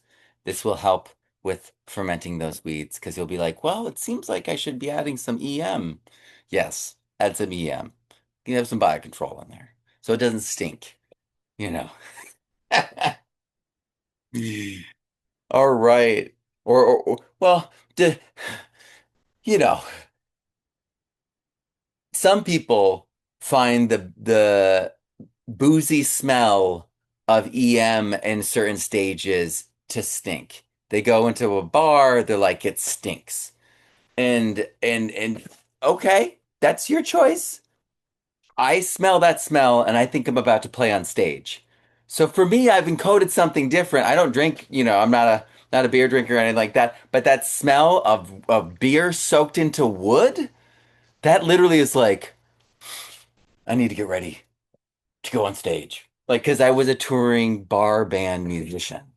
So it's all, your IMO when you're fermenting, it's gonna smell like baked bread. Maybe you hate bread. I don't know. So it really depends on like what smells you like. But there is a definite difference between putrefaction, you know what I mean, and a controlled fermentation with EM. And so anyway, it's there. Email me at mattpowerssoil@gmail.com and I will send that to you. Thank you for being here. Scott says, I like the smell, like an appley, boozy smell. Yeah, I mean, to me, it's like you got a little bit of that because the molasses, childhood was gingerbread cookies, right? Every Christmas. So I smell molasses and I'm like, oh. So for me, I love it. Um, my wife hates the smell. And my wife can like smell through walls. So like she'll like smell something in like two rooms over and be like, what is that? The pregnancy thing with the smell never left, actually. Literally. It never left. So like she hates smells. Like if you come in with strong perfume, she's gonna be like, "What are you doing?" Because she feels like you're invading her space. So anyway, if it's this is why, and I say this too because some people like smell is an issue. Set up something like Chris Trump. Set up a little bungalow for all your stinky things. all your ferments, your laboratory, your kitchen. That's what I do. Um, you know, I've been married 21 years, so I've learned to adapt. It's like I don't do water kefir in the house anymore. It exploded too many times and made things smell. You know, because if it explodes, the smell of the kefir gets, worked into it a little bit. And so weeks later, they can still smell a little bit like it. These things we learn, right? So yeah, yeah. Thank you for being here. And I'm not talking out of school. She literally said the whole pregnancy smell thing the other day to someone. My lady thinks all my ferments stink. It's not Jadam. That's a different story. Yes, Jadam is a different story. Yes. Oh my gosh. You guys get it. We're all on the same page. I appreciate you guys being here.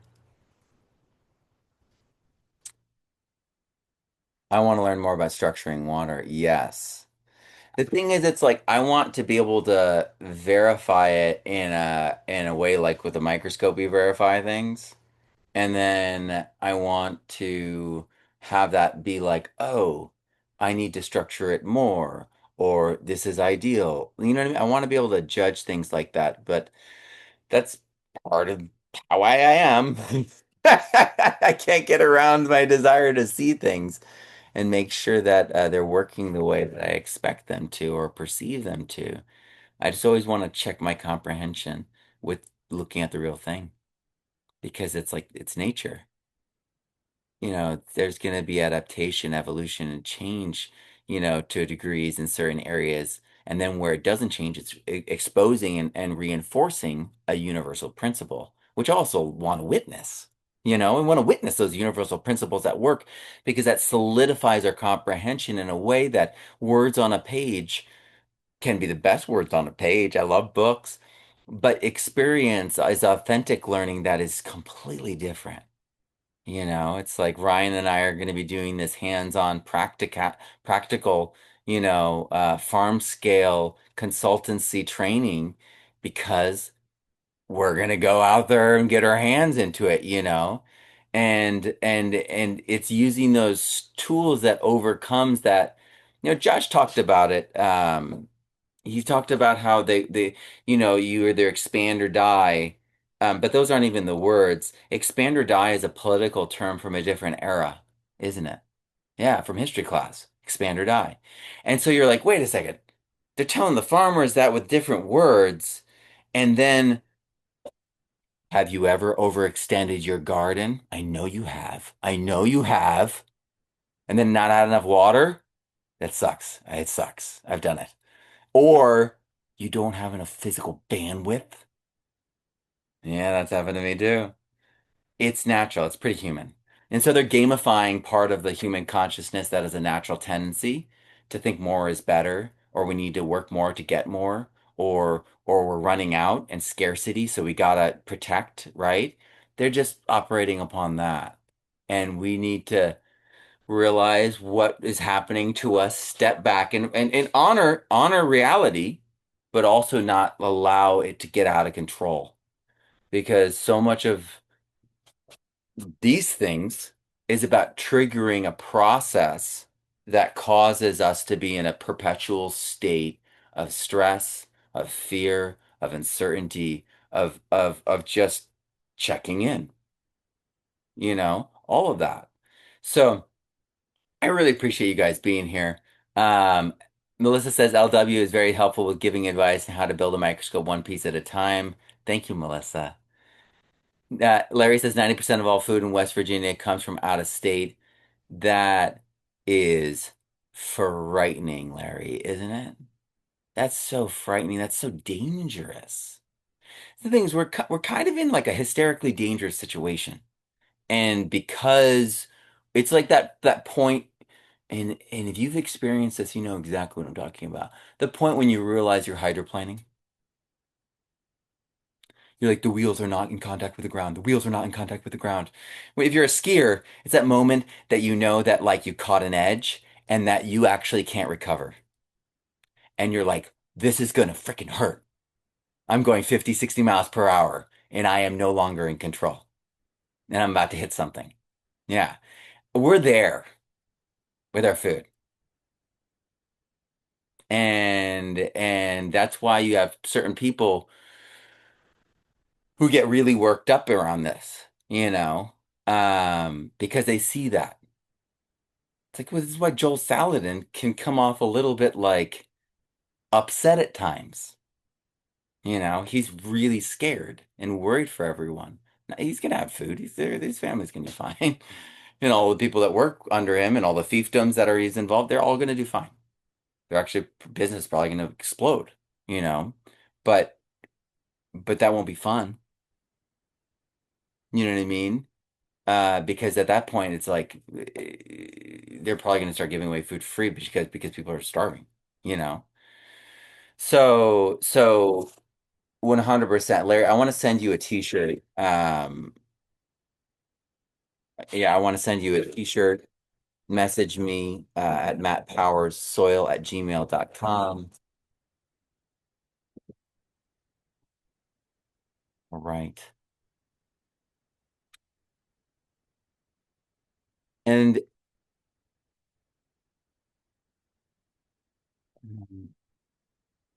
yes. John says compare sick and healthy plants for bricks. Exactly. Comparisons.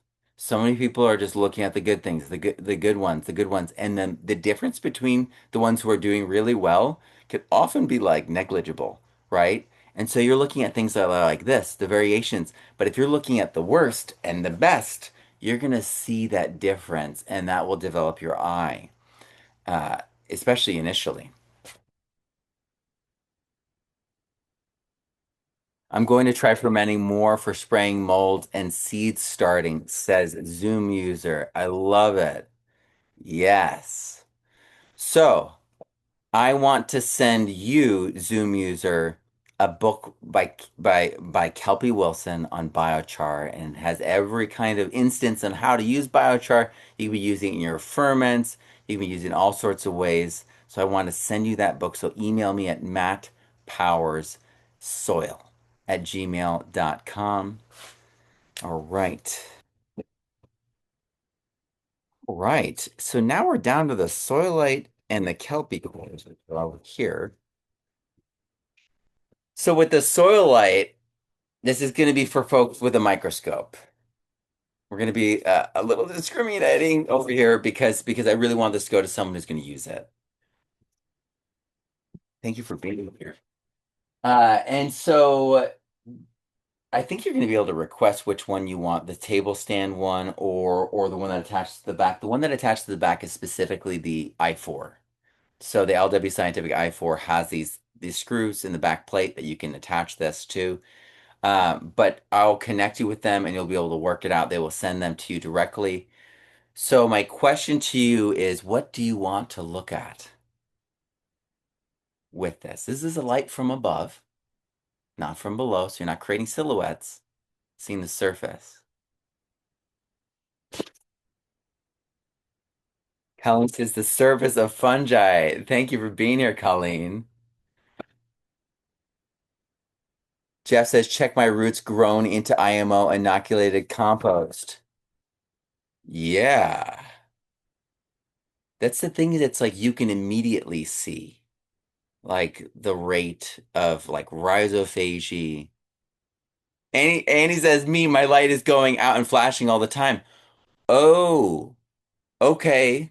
Well, if you're talking about the light below, that could be a loose wire, Annie. And they can like, if you bought it recently, just message Mike and tell him the issue, and he'll help you out.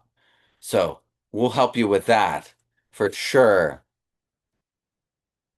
You're being lightest right now, says Brian. Oh my word.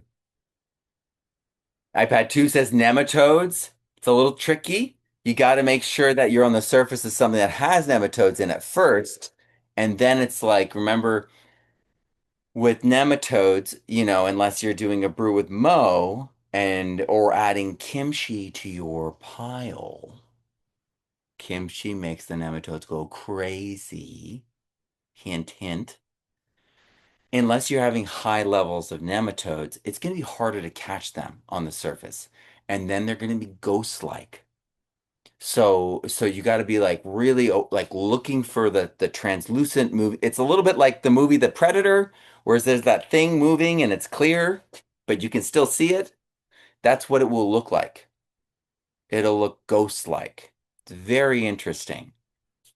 Brian says tardigrades. Okay, all right. Tony says roots.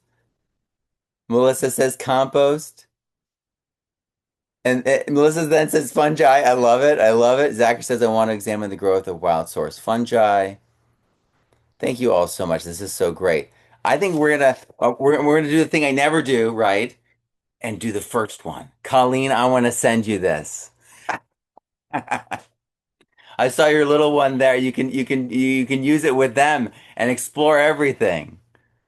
Thank you for being here. So message me at mattpowersoil@gmail.com and start looking at the surfaces of things. Oh, you're so welcome.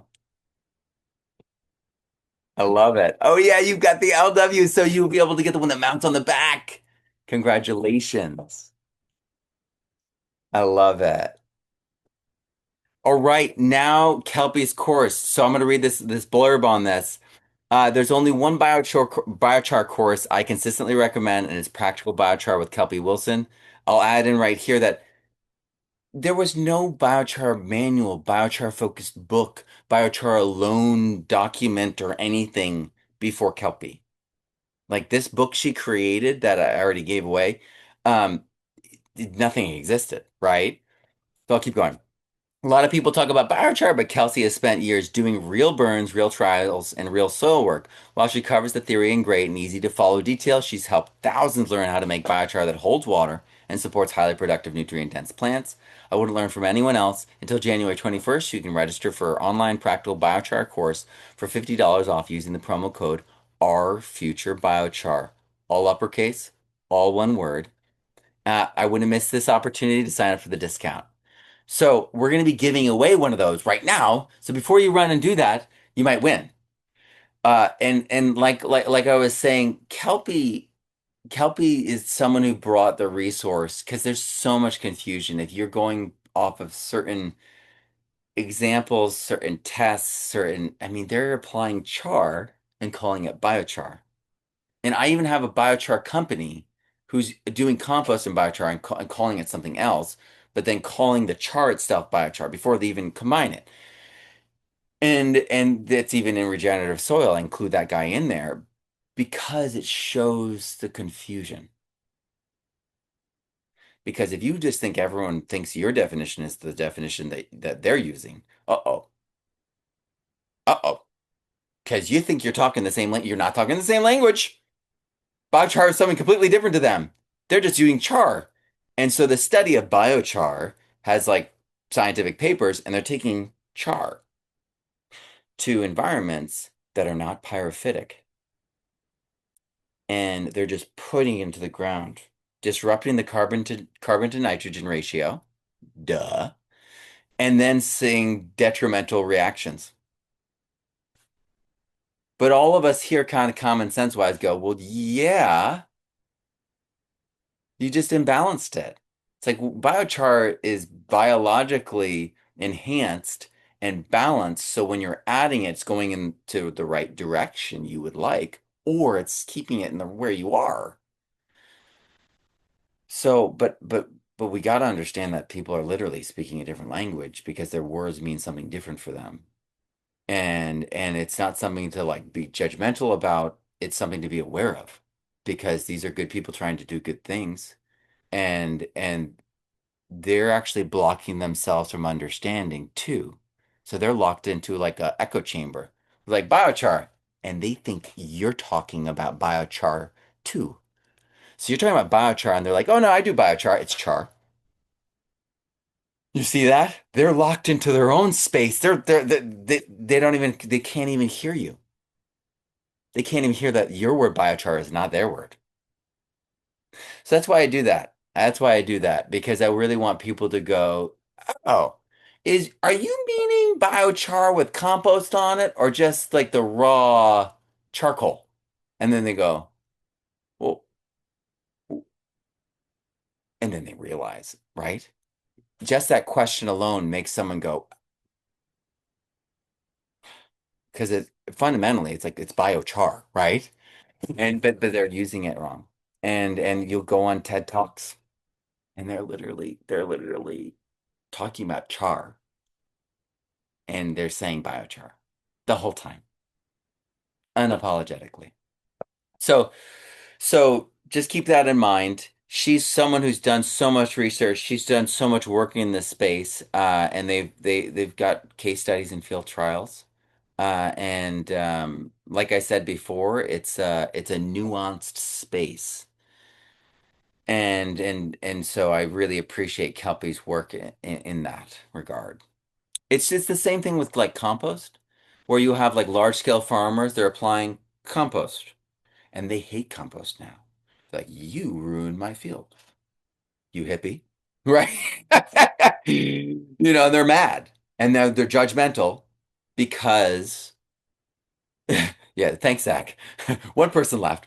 Everyone else is like, now I'm offended. Um, but they didn't understand they were using CAFO manure to make their compost, and we're like, never do that. Why would you? That's not compost. They're like, it's organic matter that's broken down. How is that not compost? Like, I was with you. I followed the directions and it ruined everything. And now you're telling me it's not compost? Right, it's a communication thing. There are different meanings for the same words, and it's blinding us to each other in our communities. So getting us all into these panels, into these situations where we're all talking is so incredibly important because it exposes that. And you're like, wait a second, are you talking about that? Oh, that's not what I meant at all, right? Like that process must happen for us to correct this. And it only comes in the quorum sensing, the community gathering, the community closeness, and really comprehension building. So Kelpie course, practical biochar. The question is, who is your favorite speaker from today? Who is your favorite?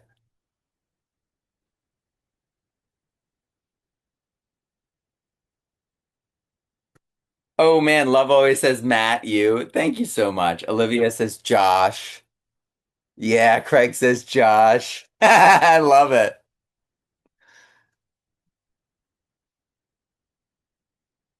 Brian says Matt Shirt. Lydia says John Kemp. Yeah, that one with John was like one of our best, right? That was so much fun. Ryan, yes, Ryan. Stangl says Moses. Yeah, Michael. Michael's just, last year I think was his first time doing that, like ever. And he's just such a pro. Melissa says Jack Spirko. I love it. Tony says John. All right. Kurt says John. Kurt, email me at mattpowerssoil@gmail.com and I will connect you to Regenerative Living and those folks over there, and they'll get you connected to that course. Thank you for being here, Kurt. I'm gonna write down your name.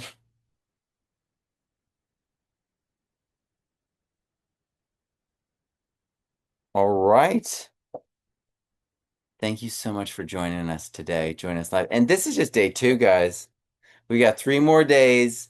We got 3 more days of giveaways, 3 more days of incredible talks, 3 more days of connection. And don't forget about the circle. You could be sharing your farm, your garden, your programs, your insights, your message in the circle.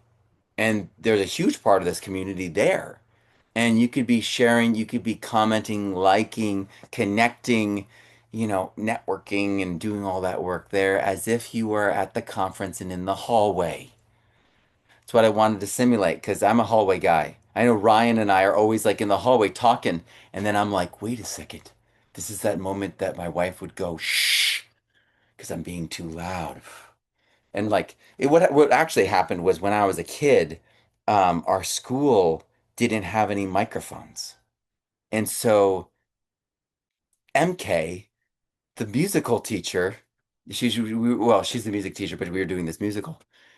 She literally taught us how to project our voice, and I never learned to turn it off. So I'll be in like a public place and I'll be like talking, and my wife will be like, "You are talking to the room. Talk to me." And I'm like, "All right, okay, I'll whisper." And she's like, "Don't whisper. Just talk to me." So it's a problem I have. But I appreciate you guys being here. The hallway is where it's at. It's the hallway is where you meet those people, where you make those connections.